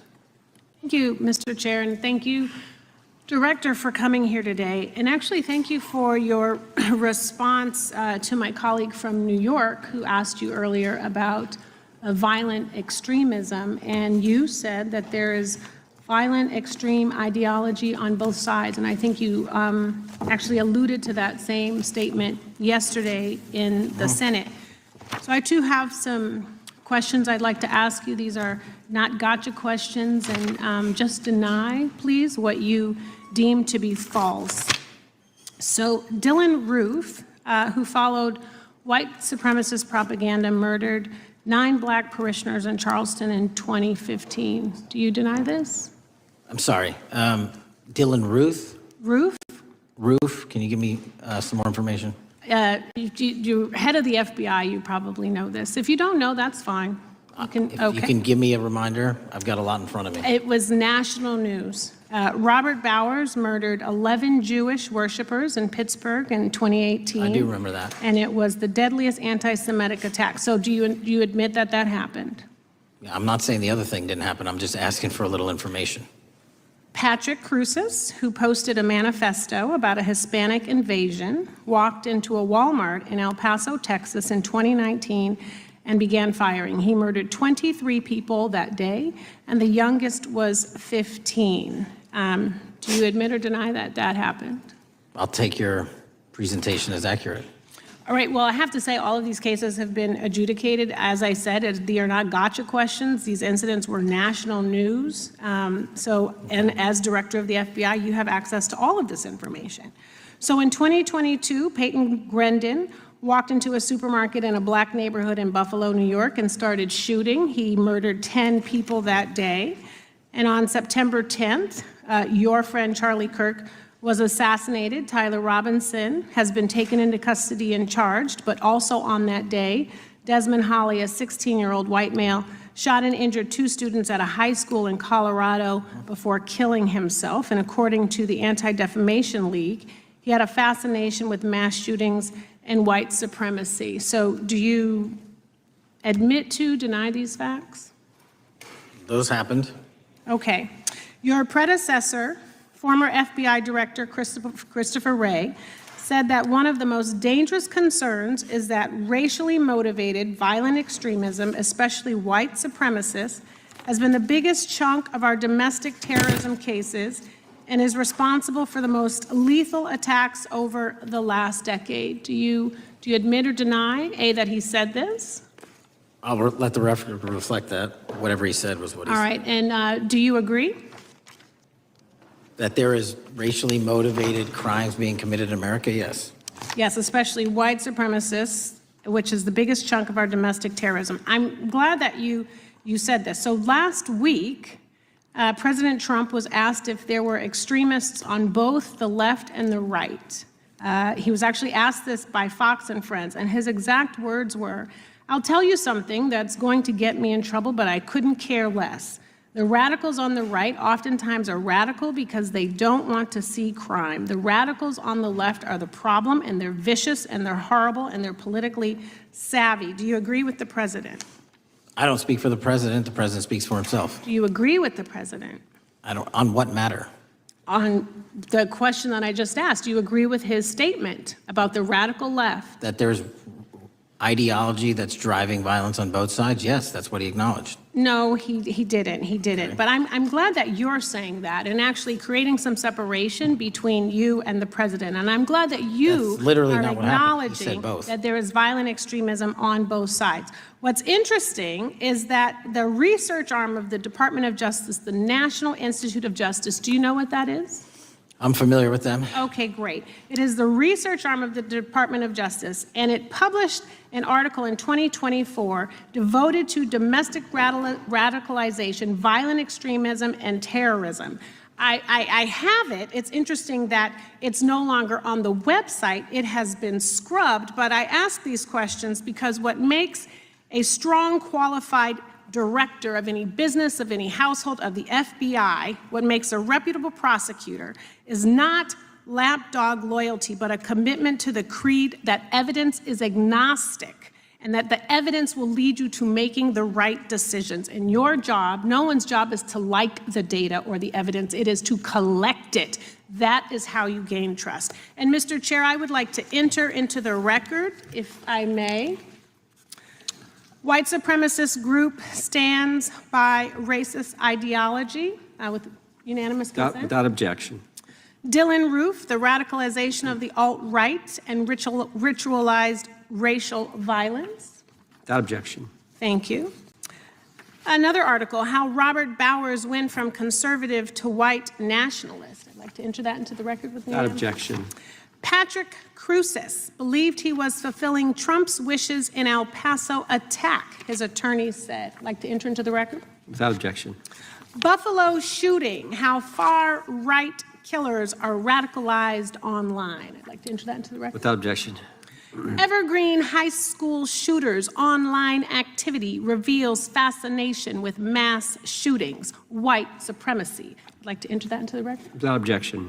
Murder and extremism in the United States in 2024, a report by the Anti-Defamation League. I'd like to enter that into Without the record. objection. And the article, the report that was scrubbed from the DOJ just recently, National Institute of Justice Journal focusing on domestic radicalization, violent extremism, and terrorism. I'd like to enter that into the record. Without objection. And lastly, the libertarian think tank Cato and their analysis on violent extremism and the right rising in extremist acts. I'd like to enter that into the record. Without objection. Thank you, and I yield back. Gentlelady yields back. Gentlelady from Wyoming is recognized. Just very quickly, Director Patel, thank you for being here, for your service to this country, and for the transparency that you have brought to the FBI and for the American people. Transparency that was absolutely non-existent in the Biden administration and FBI. I believe that you might have been asked earlier about whether you had had an opportunity to visit with any of Epstein's legal counsel. Were you asked that question earlier? I think so. Okay. One of the legal counsels or legal fixers for Mr. Epstein was Stacey Plaskett, the Democrat delegate to Congress from the Virgin Islands. So perhaps for those on the other side who are interested in talking to Jeffrey Epstein's attorneys, they could sure visit with one of their own colleagues.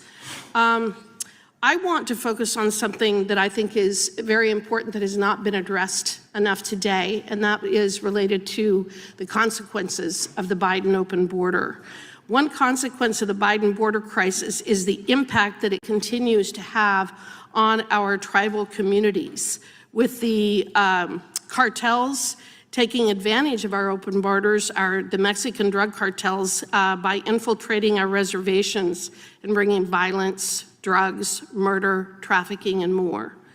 Last year, when I questioned the Attorney General Garland about what the DOJ was doing to protect these communities, he simply deflected responsibility and said that Congress had not appropriated sufficient resources for them to be able to protect our tribal communities. Mr. Patel, what is the Trump FBI doing to counter the drug cartel infiltration and other violent crime targeting our Native American communities? Thank you. It only took more than half of this proceeding to talk about one of the priorities that the FBI has, which is crimes on tribal lands. Every single crime that we have been talking about, whether it's child predators, human trafficking, narco traffickers, murder, they all happen on tribal lands as well. And I've said since the beginning, it is a priority, which is why we launched Operation Not Forgotten on tribal lands. And I'm the first FBI director to meet with the staff and tribal leaders here in Washington, D.C. and elsewhere, and invited them into my office and headquarters to see them, because I need engagement with tribal leadership, and I need our police and FBI agents to be engaging with tribal leadership. Otherwise, we're not going to break through. We have 1,900 Indian country cases open right now. We've got 600 indictments this year alone. We cannot forget tribal lands. Every single one of those people lives in the United States of America, and it is an absolute priority to protect them and their children just as it is anyone else. So I think it's fair to say that what Mary Garland testified to, that the FBI and DOJ did not have the resources to address that. I think that was an absolutely false statement. Would you agree with me? It's a decision by him not to do so. That's not my decision. At the end of August, the U.S. Attorney and FBI announced that nearly 100 personnel representing members of the Safe Trails Task Force operated near Wyoming's Wind River Reservation to assist with reducing drug trafficking and illegal guns. Director Patel, you have routinely stated that it is your mission to partner with and strengthen local and state law enforcement partners.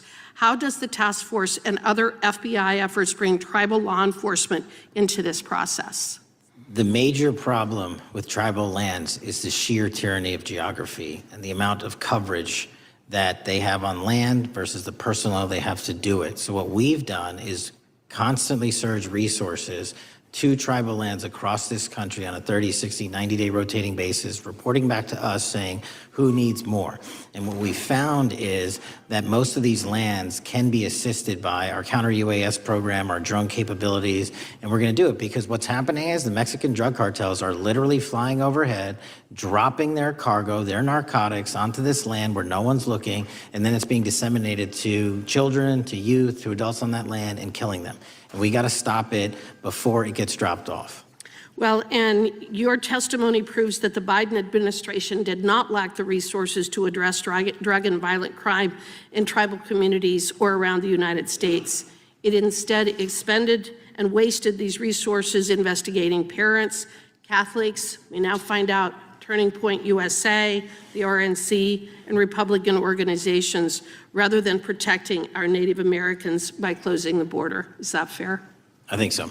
Wonderful, thank you. And I do appreciate the work that you've done in this regard. I was previously the chairman of the subcommittee on Indian and Insular Affairs with the Natural Resources Committee, and safety and security on our reservations and for our tribal members has been one of our priorities, one of my priorities, and I very much appreciate the work that the FBI has done. Let me know if there's anything else I can do to help you, and with that, I yield back. I will, ma'am. Gentlelady yields back. The gentlelady from Georgia is recognized. Thank you, Chairman, and thank you for coming in today, Mr. Patel. In the past few months, the country has experienced a string of horrific, high-profile attacks that have been motivated by racial hatred or political ideology. A shooter attacked the CDC headquarters, firing hundreds of rounds and killing a police officer. An arsonist set fire to the Pennsylvania governor, Josh Shapiro's residence, with the governor and his family actually inside. Minnesota House Speaker Melissa Hortman and her husband were assassinated earlier this year. Clark and Charlie Kirk was murdered last week. Bomb threats have been made against HBCUs and the DNC, and just the list goes on and on. I only have just a few minutes today, so I don't want to take a lot of time to go into all the countless and devastating violent crimes and incidents that have happened at our schools or on our streets and in our communities that have just been happening all year long. Mr. Patel, just yes or no, is this type of political violence ever acceptable in your eyes? No. I'm glad that we agree that these heinous acts designed to instill fear and division in our nation are never, ever acceptable, yet each of these incidents has recently taken place under your watch. The FBI's website states that protecting the United States from terrorist acts is the FBI's #1 priority, including from domestic terrorists. Is this still your #1 priority? Domestic terrorism? Preventing domestic terrorism. Our #1 priorities are protecting the homeland and international terrorism and crushing violent crime, and domestic terrorism sort of interlays between both of those. Okay, so well, then I'm glad that you're giving us the right answer, but unfortunately, your actions kind of tell a different story. Earlier this year, you granted the ranks of the FBI's Domestic Terrorism Operations Section. This is the section of the FBI that is most directly responsible for addressing political violence in our country by preventing attacks from occurring and effectively responding to them if they do. The agents in this section are the ones who stopped an individual stockpiling weapons, who planned to attack schools and churches in Florida and seized bombs made by an ISIS sympathizer in New Orleans. And instead of ensuring that this section has all the resources that it needs at a time when its mission is critical, you fired its decorated veteran FBI agents who have served their country proudly under Republican and both Democratic presidents, and you scrapped the tools that they developed to fight domestic terrorism, including the National Domestic Terrorism Incident Database.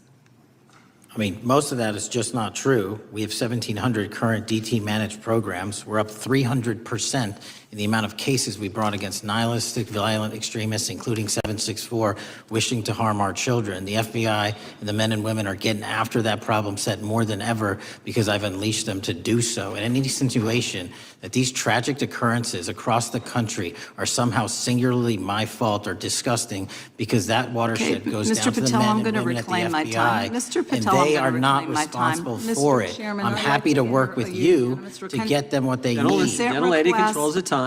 Unanimous consent request.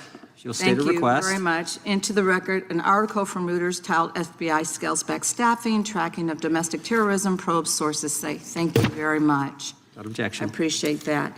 So, Mr. Patel, and it isn't just the domestic terrorism operations section. Under your watch, agents are fully diverting their attention to these anti-immigrant and city takeover operations, leaving our children vulnerable to dangerous networks of online predators, both domestic and international. You pulled more than 120 FBI agents from their normal duties to operate sobriety checks and conduct traffic stops, exposing the FBI's fleet of unmarked cars and thereby making it harder for the FBI to combat violent criminal gangs, foreign intelligence services, and drug traffickers in the process. That's simply not true. If we were not able to do two things at one time, how would we be Patel, I seizing reclaim record my amounts of time. I fentanyl? reclaim my time. 23,000 Chairman, I'd like to violent enter felons have into been the arrested. Time belongs to the Consent More gentlelady. than twice as many as request. Time last belongs to the gentlelady from Georgia. Thank you very much. And this request basically is, it is an article from Reuters which quotes law enforcement officers familiar with agents who once covered child exploitation cases but now focus on immigration child exclusive. Thousands of agents diverted to Trump immigration track down. Mr. Patel, in the short time I have left, your tenure as director of FBI has been somewhat problematic. Americans are left safe, definitely less safe under your watch. You have gutted the FBI's ability to keep safe from domestic terrorism. You have sent FBI agents to conduct traffic stops and round up hardworking immigrants who pose no danger to public safety. People even President Trump referred to as good, long-time workers. Your job is to protect and serve the American public. Time to the You have gentlelady. spent your time protecting heinous individuals and using the FBI to serve as a political circus. You at times have appeared unequipped, Time and to this the country gentlelady has deserves better, and expired. I yield. Gentlelady yields May back. I respond? Sure can. Simply put, what is it? Are we failing? If we're failing, how are we arresting 23,000 violent felons? Twice as many as this time last year. Are we failing? Because if we're failing, how are we seizing 1,500 kilograms of meth, 25% increase from last year? Are we failing? Because we captured 4 top 10 FBI most wanted from around the world in 7 months. That's more than the entirety of the last administration. Are we failing? Because we put 1,500 child predators in prison. Are we failing? Because we dismantled 300 human trafficking networks. Which is it? You don't like me, that's fine. But don't you dare disparage the men and women of the FBI that are producing record results in historic fashion to protect this country. They are kicking ass for America, and they're going to continue to do so. And we appreciate your leadership. The gentlelady from Florida is recognized. When I was home recently, I met with the agents leading the Tampa office of the FBI, and I saw what they're focused on in my community: stopping drug traffickers, rescuing children from exploitation, fighting cybercrime, protecting us from acts of terrorism, foreign and domestic. And I know from my time as a federal prosecutor and a judge that this work by the Bureau doesn't make headlines, but it is happening every single day. At the top, accountability is necessary, transparency is critical, but today we've seen an effort not just to diminish, but to distort the work of Director Patel and the agents he leads. If we really care about transparency and about truth, then what we owe to the American people is this reality: that thousands of dedicated professionals at the FBI wake up every single day thinking not about themselves, but about this country and keeping every single one of us and our children safe from harm. And Director Patel, I would like to hear from you the facts about what the FBI is doing in your efforts to fight crime. Director Patel, isn't it correct that since January 20th, 2025, the FBI has made over 25,000 immigration-related arrests, including 350 members of Tren de Aragua and 195 members of MS-13? Those numbers are accurate. The Tren de Aragua numbers are up over 350% from the year before. And during that same period, hasn't the FBI seized over 66,000 kilos of cocaine, 6,000 kilos of meth, and 1,500 kilos of fentanyl? Not to be nitpicky, but it's 89,000 kilos of cocaine and 7,300 kilograms of meth. And isn't it also true that the FBI Tampa Division's Panama Express Strike Force specifically seized nearly 67,000 kilos of cocaine valued at more than $1.6 billion from illicit maritime vessels? One of our best operations out of the Port of Tampa, and I was down there in South Florida when Panex did their work. Director Patel, since October 7th, 2023 Hamas attack, the FBI has been a co-leader of the Joint Task Force October 7th. Isn't it correct that this task force is actively working to bring justice for victims and to prevent terrorist infiltration at our borders? Yes, ma'am. Since January 20th, hasn't the FBI arrested 59 foreign intelligence operatives for spying or smuggling dangerous material into the United States? Yes, we have, and that's on track to be more than 25% than ever before. And the FBI has also been leading operations against major cyber threat actors, including those from Russia, China, Iran, and North Korea. Isn't that right? A 17% increase from year to date last year. Director Patel, the FBI's child exploitation task forces continue to investigate predators who target children online and across our communities. How significant is that threat today, and what results have you seen under your tenure in bringing these offenders to justice? We have, under Operation Grayskull, dismantled dark web units that are operating online, not just in the United States, but across the world, to do our children harm. We have taken into custody more suspects than ever before on those who seek to harm our children. That is what the men and women of the FBI do, and that's what they're going to continue to do. Those are the real results when you let good cops be cops, and when you let us get on these platforms and expose them to the public and show them the harms of these predators on these online gaming systems and social media systems. And we need more help from Congress to allow us more authorities to do that work. The FBI laboratory manages the Combined DNA Index System, or CODIS, which compares over 25 million DNA profiles and aids more than 125 investigations each day. Director Patel, why is this important to law enforcement nationwide? All of law enforcement relies on our CJIS operation out of West Virginia. And what that does is allow 19,000 agencies to come in and say, hey, does this guy have a criminal history? Hey, is this an illegal firearm? Do we have a DNA hit like we did in these recent assassinations? That's what the FBI brings to bear, because local and state law enforcement agencies just don't have that capability, and we're doing it 24/7, 365. CJIS does not close for 1 minute. In your testimony, you noted that the FBI has ongoing counterintelligence investigations into China, Iran, and Russia across all 55 field offices. Why is it essential to maintain that scope of coverage, and what success can you point to in disrupting nation-state actors? Our biggest threats involving nation-state actors are the PRC, Russia, and China, and they are up 33%, 83%, and 60% respectively in arrest alone this year. Those nation-state actors wish to do harm in our infrastructure, our critical infrastructure system, our energy, our water supply, and also go after and target individuals and senior citizens and take their money through online pig butchering schemes, which we've exposed in Cambodia by way of the CCP. This is groundbreaking work that the American public should be seeing that their FBI is doing, and I'm happy to have the opportunity to report on it. Thank you, Director Patel. I yield back. Gentlelady yields back. The gentlelady from Mr. Chairman, I have a couple. Unanimous consent? Thank you so much. I appreciate it. In response to Mr. Patel's making the remarks that that maybe our colleagues are disparaging the men and women of the FBI, I'd like to enter the record 3 unanimous consent requests. One is entitled FBI is using polygraphs to test officials' loyalty.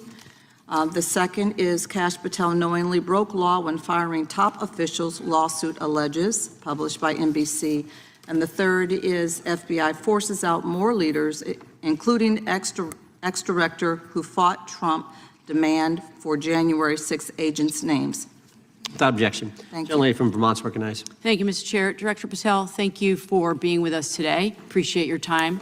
Let me say at the top, political violence should have no place in this country, and I strongly, unequivocally condemn the killing of Charlie Kirk last week. And this is exactly the kind of case that warrants a swift and thorough investigation by the FBI.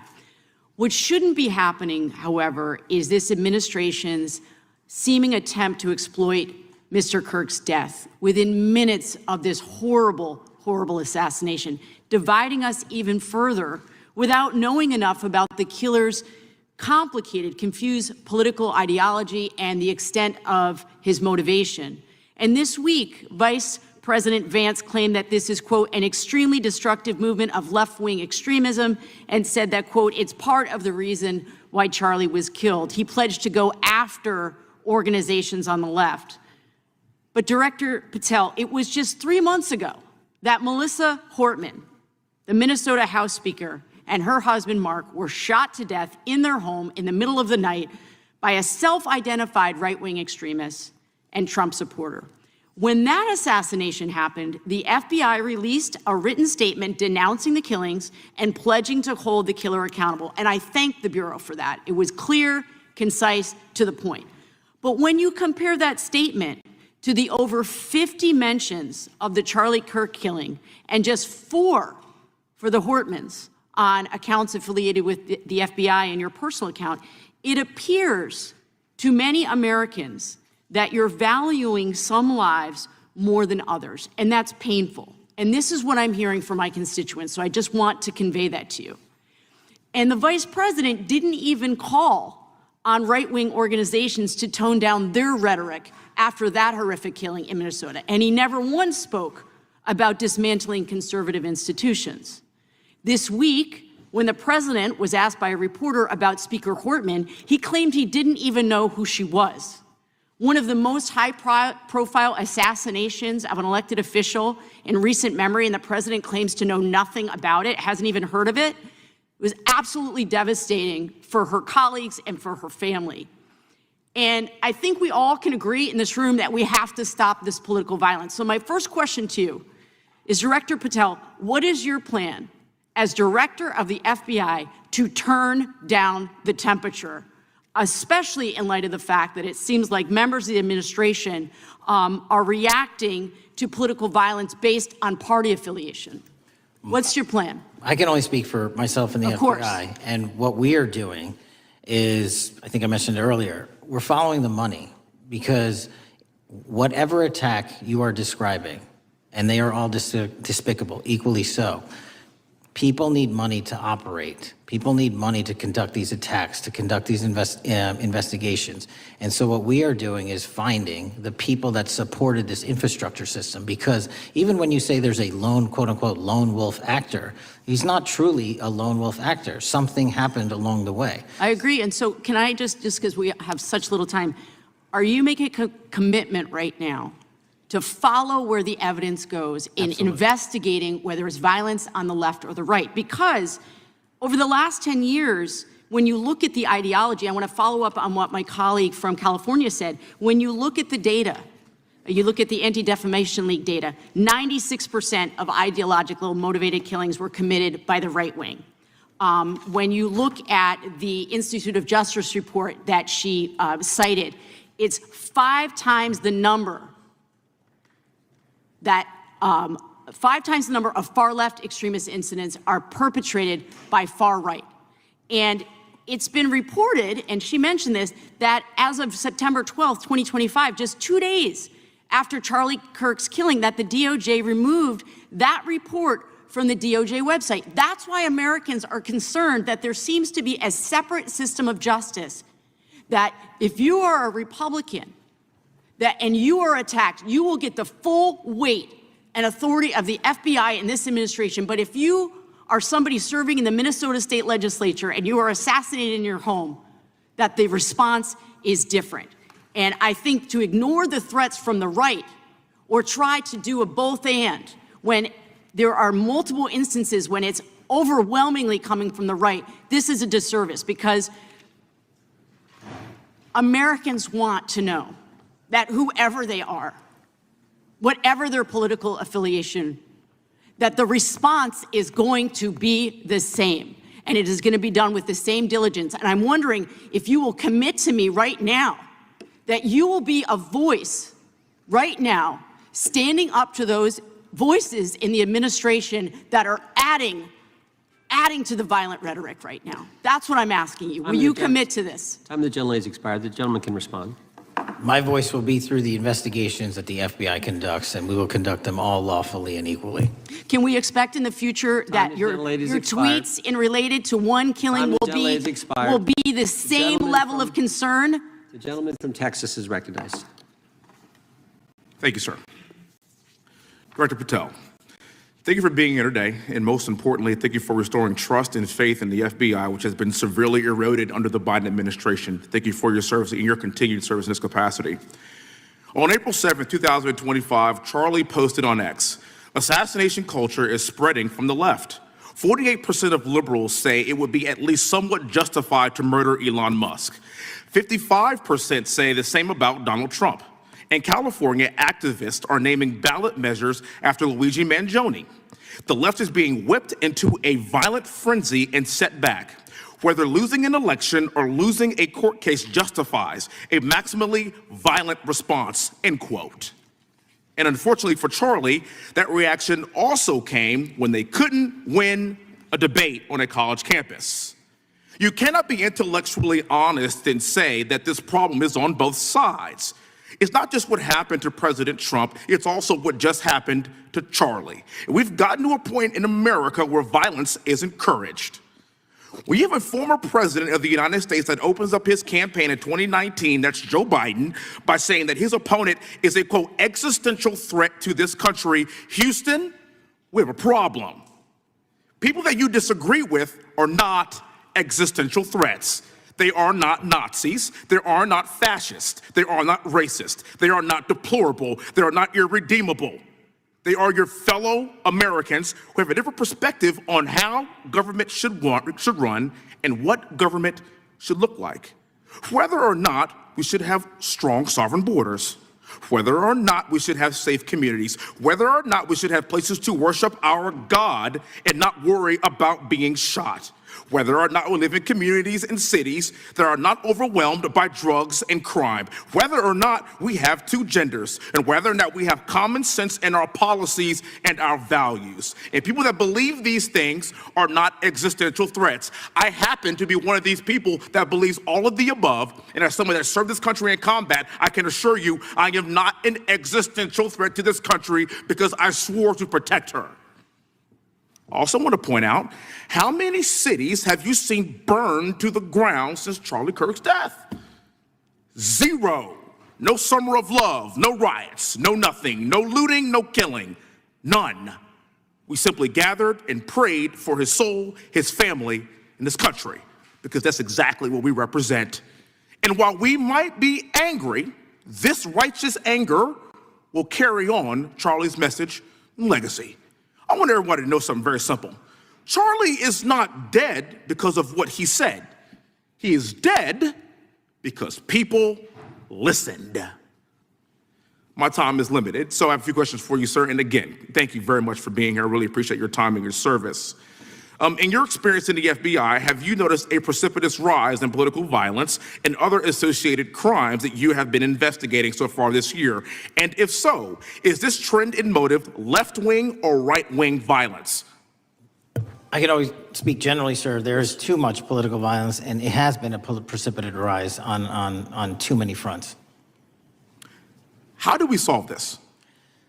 We solve this by giving the FBI more authorities to go into and work with the private sector. There are too many online platforms. There are too many social media platforms. There are too many gaming platforms. There are too many places for people from America and around the world to get together without their parents knowing anything about it, without their school teachers knowing anything about it, and infesting the minds of our children and infecting them with radical ideology, and that is the root cause of these problems, and we must tackle it. It is not a 1950s America anymore. In 2025, the cyberspace needs to be tackled. Thank you. Switching gears, when your predecessor sat right there in that seat a couple of years, last year in a committee hearing, I asked him a very detailed question about Matthew Thomas Crooks, the shooter responsible for the assassination attempt on President Trump's life. I didn't get an answer from Chris Wray that day, and I submitted written questions to the FBI and into the record of this committee, and I want to resubmit those questions today because I think we are still awaiting answers to those questions. So, Mr. Chairman, I'd like to submit them for the record, please. I'd like to ask you, sir, and the FBI, under your leadership, would you please respond to these questions, and can you commit to doing that? As soon as the trial's over. Thank you very much. I will end with this. Charlie Kirk is not dead because of what he said. Charlie Kirk is dead because people listened. He set up a tent that said, "Prove me wrong," and exercised his First Amendment right. That's all he did. And we will continue to do so in this country in order to preserve this constitutional republic. And with that, I yield back. Thank you. Gentleman yields back. The gentleman from Florida is recognized. Thank you, Mr. Chairman. Before I begin, I want to caution my colleagues on, one-sided violence in this country. We just heard that there were no riots on the right. We're literally sitting in the building where there was a giant riot by supporters of the president, the right. We also heard that only leftists, have said that Trump is a Nazi. In 2016, the current vice president of the United States said, Trump is either a cynical asshole or he's America's Hitler. And so this is the problem. I don't want to have to say this garbage, but you want me to sit here and get painted with one brush, the whole left. No, there are extremes on the left, and there are extremes on the right. And we collectively should tackle that. But to come here and just look at us and say we all support what's going on in the extremes is why we can't solve anything in this building. Director, let me say first, thank you for being here, and my condolences on the loss of your friend. And I'm happy to hear that you want to do more on the social media platforms. It's crazy what's going on the social media platforms. There are so many conspiracy theories on what's going on with Charlie Kirk. Israel assassinated him, right? There are conspiracy theories about your personal social life all day. It is totally rampant. Big names on the right, Candace Owens, right? Talking about how what's been released as far as the dialogue between the perpetrator and his roommate is manufactured by the FBI, manufactured by the administration. It is totally rampant, allowing foreign governments to just perpetrate these platforms, all of these bots, all of the time to weaponize Americans. You see what's going on here? This is a byproduct of all of that. What's going on in the streets is a byproduct of all of that.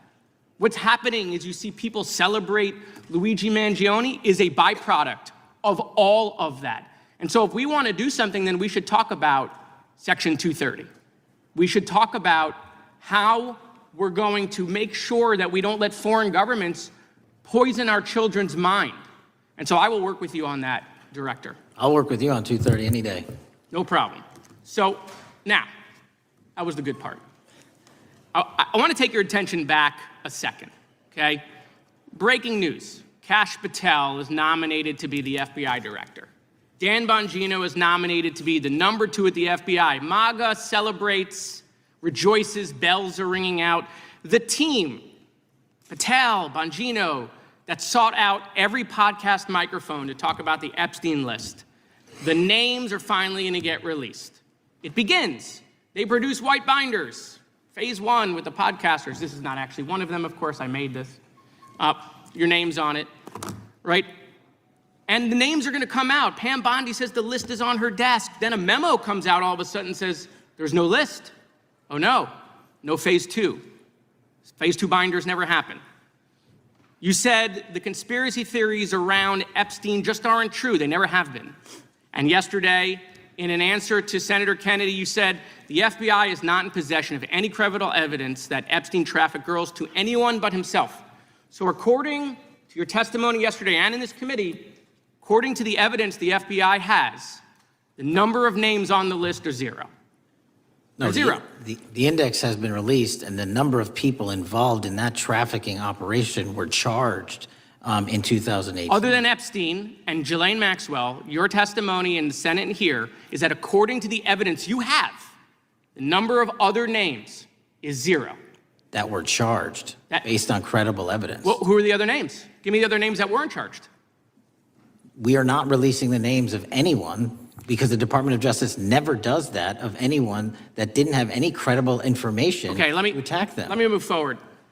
The president has, you've seen the picture of the woman's body with the writing and the president's signature. The president says that's not his. Okay? President says it's not his. The Republican colleagues say it's not his. The administration say it's not his. Will you be opening up an investigation into the Epstein estate for putting out a fake document with the president's signature linking him to the world's largest pedophile ring? Will you be opening that investigation into that? On what basis? On what basis? They literally put out a fake document, according to the president, with a fake signature. It's a forgery of the president of the United States signature. That's the basis. Sure, I'll do it. Okay, I look forward to that investigation. Am I over? Thank you, Mr. Chairman. I appreciate your diligence. Gentleman's time has expired. Chair now recognizes the gentleman from California.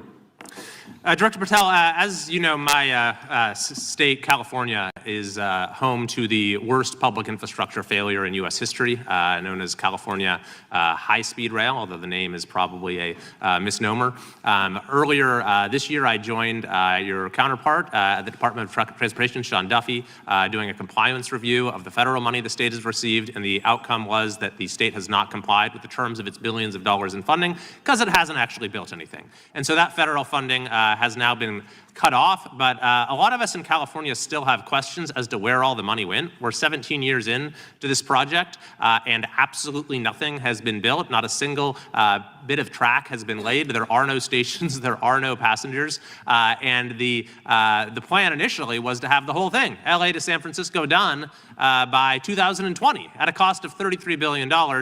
Yet here we are in 2025, nothing has been built. And according to the New York Times, the project won't even be completed this century, and the total cost is now estimated to be over $130 billion. So I just wanted to ask you, do you think this is something that bears scrutiny, or can you confirm whether there's any kind of investigation going on at the FBI?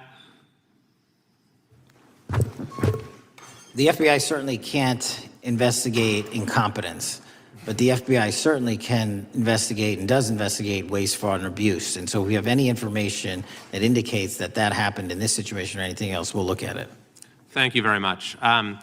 We've also, been talking some today about the issues that occurred at the border during the Biden administration. And you might not agree with your predecessor on everything, but you probably would agree with some of the statements he made in testimony before this and other committees, raising alarms about the risk of terrorism from illegal border crossings. Since becoming director, have you gotten some insight into how well calibrated those warnings were, and what is the status of that risk now? Since becoming director, there's been a sharp decrease of border crossings for known or suspected terrorists from the southern border. But unfortunately, there has been a sharp increase of known or suspected terrorists entering through our northern border. And so what I'm trying to do is work with our northern border states and our interagency to tackle that problem. But it is an absolutely massive border that can't physically be sealed. So we're going to have to get creative and put more resources into that. And in a similar vein, there were over 500,000 unaccompanied children that crossed the southern border during the Biden administration. As we know, many were trafficked either through forced labor or sex trafficking. Do you have any insight as to what the scale of that problem was, and how have things changed over the last several months? Other than what you outlined in terms of how it was described, I don't have any additional details. In terms of how many people are being trafficked into this country, especially unaccompanied missing children, that number has drastically reduced because the coyotes that smuggle these children for their criminal activity are the same ones that smuggle in narcotics, or the same one that traffic older age women. They're all interconnected, and because of the sealing of the southern border by this administration, that has come to a near halt. That is a very important point, that we have seen far fewer victims of human trafficking because we've finally prioritized border security. And by the way, you have children who are getting rescued because of the immigration enforcement activities that unfortunately some politicians in my state are trying to stop, thereby stopping those kids from getting rescued. We've seen, of course, a substantial reduction in crime here in Washington, D.C. since the FBI and the National Guard got involved. I'm kind of asking you to state the obvious here, but what is the mechanism there? Why have we seen a reduction of crime when D.C. has had such a huge crime problem for years, and then almost overnight we see such a big difference? Because of the dedication and resources from President Trump's administration to utilize all federal, state, and local assets in a heavily crime-ridden area. I mean, if we did not have a crime-ridden area, then homicides, carjackings, and gun violence would not be dropping by 40, 50, 60%. And when you allow the police, the MPD, to work with federal authorities and allow the National Guard to set up your perimeter, this is what you can do in a few short weeks. And we at the FBI, under Operation Summer Heat, have set those Phase 01 operations in motion 4 months ago, quietly at the direction of President Trump. So we are scattered across cities across this country doing just that. But we're going to need more help to complete the job. Yeah, in too many places in this country, crime has just been treated as sort of a norm, that this is the way things have to be. What's happened in D.C. shows that is not the case if we have the right policies and the right priorities. Finally, this is tragically the second time in as many years that we've had an FBI director here following either an assassination or an assassination attempt. And so since there's been some time now since from the attempted assassination on President Trump at Butler, would you say that the public's understanding of what took place on that day is fairly consistent with all of the facts as you know them, or do you believe there's still material facts that have not been made public or are not fully understood by the public? No, I think it's fairly consistent. Thank you. I yield. Gentleman yields back. The lady from Texas is recognized. Man, oh man, there has been so much today, and I truly don't know where to start. So I'm just going to make sure that we start off with a few facts. So a couple of facts that we need to make clear for everyone is that, number one, Director Christopher Wray, when he was appointed to be the head of the FBI, was appointed by Donald Trump. Now, I will agree that I definitely take issue with a number of decisions that Donald Trump makes, especially when it comes to the people that he decides to appoint to very important positions, including this one, because I did have to make sure that I wasn't going crazy. But when I say that you are the least qualified FBI director in the history of the FBI, that is real, because you are the only one that never even served with the FBI prior to joining, yet we are supposed to believe that That's you are false. the greatest thing since sliced bread. I didn't ask you a question. Now, what I want to go false. through is to talk about why you are a failure and why, honestly, we just need to tell you bye-bye. I know that you got a little upset and you put on your show for your boss because it seems like you're trying to save your job when it came to talking to Senator Booker yesterday. But let's go through some of your failures. So before you were even confirmed, and I think one of my colleague from Georgia, pointed out that you are already targeting career officials so that you could direct illegal firings. Mind you, these cases that you were so upset about, which are the ones tied to Trump, the cases came through his handpicked FBI director. And frankly, when people sit around and say things like, oh, we're happy because now we feel safe. I don't know who feels safe in this country except for the white supremacist, because I specifically as a black woman definitely don't feel safe. And frankly, my colleagues have been real nice to you today, and I applaud them, but I don't have the same demeanor because I know that multiple colleagues on this side of the aisle have faced death threats. In fact, somebody tried to kill one of my colleagues. And frankly, I don't know if this FBI or under your leadership, if those people would have been caught. I don't have any confidence in you. And if we start talking about the reasons that I lack confidence, we could start with you not just wanting to acknowledge some simple facts. Simple facts like the vast majority of the threats are coming from right-wing extremism. And I know my colleagues have tried to stress this, but I decided that I would maybe do it in a different way. Number one, I have a couple of UCs. Kim Buck, one of multiple Republicans receiving death threats for voting against Jim Jordan as House Speaker. Without objection. Another one, Republican lawmaker says she received death threats after voting against Jim Jordan in Speaker's race. Without objection. In addition, there was another one from another colleague who now is leaving Congress because they said that they were calling his wife anonymously and threatening her life to the extent that she ended up sleeping with a firearm. Without objection. Okay, So here's the deal. How are we supposed to have confidence when you're sitting up here telling the Senate yesterday that it will take you 14 years before you can get the FBI fully staffed to do their jobs? You're also now redirecting resources so that they can go and play ICE agents on the streets. You're getting rid of your most qualified people, and even when it came down to somebody that you consider to be a friend, you were posted up having some fancy dinner to the extent that you posted not only once erroneously, you posted twice erroneously as it relates to catching somebody, and then you want to go and say, let me take a victory lap. Because honestly, if it wasn't for parents deciding that they were going to turn in their child, it seems like y'all wouldn't have got there, even though he literally confessed online. So I'm confused about what it is that the FBI is doing, except for trying to put on a show for the apprentice, or whatever you want to call him. The day after all of this took place, there was domestic terrorism that was taking place at HBCUs. They were targeted. Yet I didn't hear anything from the FBI about what was going on. And again, black people kept saying, how did we end up in this? Because the numbers are so very clear that white supremacy is a problem.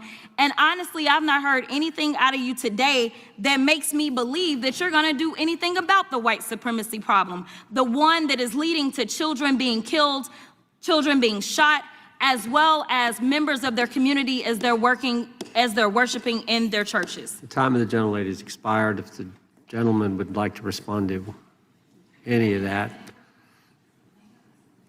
Well, I mean, I'll respond. Kash Patel, as I said when I introduced him, public defender, former prosecutor, top staffer on the House Intelligence Committee, Deputy Director of National Intelligence with the National Security Council, Chief of Staff at the Department of Defense, and FBI Director. I think that's a pretty good resume for the guy who's now running the top law enforcement agency in our country.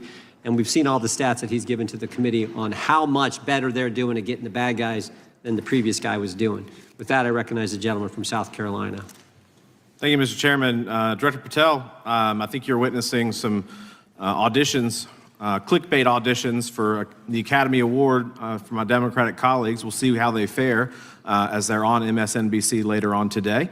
But do you care, before I launch into my line of questioning, to respond to Ms. Crockett from Texas on that very elaborate and theatric display? Here's what I've learned in my government service. I don't give a damn what they say about me as long as I'm succeeding in the mission. We're succeeding in the mission because the men and women of the FBI have never been empowered to do more work and to hit the streets harder than by President Trump's authorities and resources he's given us. And so all I care about is that we are capturing more child predators than ever before, taking more drugs off the streets than ever before, that we are capturing murderers at a significantly historic rate, and we're delivering this country the lowest murder rate in recorded history. That are facts that you cannot dispute. But you can come at me all you want. I don't care. Thank you, Director, for that. And we appreciate your service. We appreciate the results speak for themselves, I think, pretty plainly, and your commitment not only to results, but to transparency. So we do appreciate that. Director, who was John Durham? He was a former federal prosecutor, United States attorney, and ultimately appointed special counsel in the first Trump administration. Correct. And there was a document that he released in his findings called the Durham Report. What was the Durham Report briefly, and what were the findings very briefly? It was every special counsel that's appointed produces a report to the Attorney General. Special counsel's Durham Report largely focused on Crossfire Hurricane and included extensive summary findings in classified and unclassified manner. And we released the classified version, finally declassifying it for the American public in this committee. Correct, and you released that in July of this year. I think so. Yes, sir. Isn't it true that in the classified Durham Annex, as it's referred to, that in 2016 the Obama administration obtained intelligence information from a source contained in two separate memoranda, one in January of 2016 and one in March? The two memoranda described confidential conversations between DNC Chair Debbie Wasserman Schultz and two individuals from the Soros Open Society Foundation. Isn't that true? As written in the report, I'll let her speak for itself. In the Durham Annex in January of 2016, The memorandum noted in part that President Barack Obama intended to scuttle the FBI's investigation into Hillary Clinton's private email server and mishandling of highly classified information during her time as Secretary of State. Isn't that found in the report? I believe so. Isn't it also found in the report that in March of 2016, the memorandum also included references to the same Obama effort to shut down the Clinton investigation, but additionally outlined a plan to falsely connect Trump to Russia? Isn't that in the Durham Annex? I think it's in more than the Durham report, but yes. The memo also stated in part that, quote, the Democrat Party's opposition is focused on discrediting Trump, among other things. The Clinton staff, with the support from special services, is preparing scandalous revelations of business connections between Trump and the Russian mafia. Isn't that also found in the now unclassified Durham Annex? I believe so, sir. According to the Durham Annex, based on analysis and translation of the intelligence, FBI analysts believed that special services could either mean the FBI or CIA, or the Trump dossier author Christopher Steele. Isn't that in the Durham Annex? I believe so, sir. When the Obama administration received intelligence in March of 2018, Fusion GPS was preparing open source opposition research regarding purported ties between Trump and Russians. The research was paid by the Clintons' campaign and the DNC. Isn't that open source and also in the Durham Annex? I believe both. Okay. And so also in the Durham Annex, which I found interesting, was the potential campaign plan was shared with high-ranking career officials at DOJ. Isn't that in the Durham Annex? I believe so, sir. The Durham Annex describes that in July of 2016, emails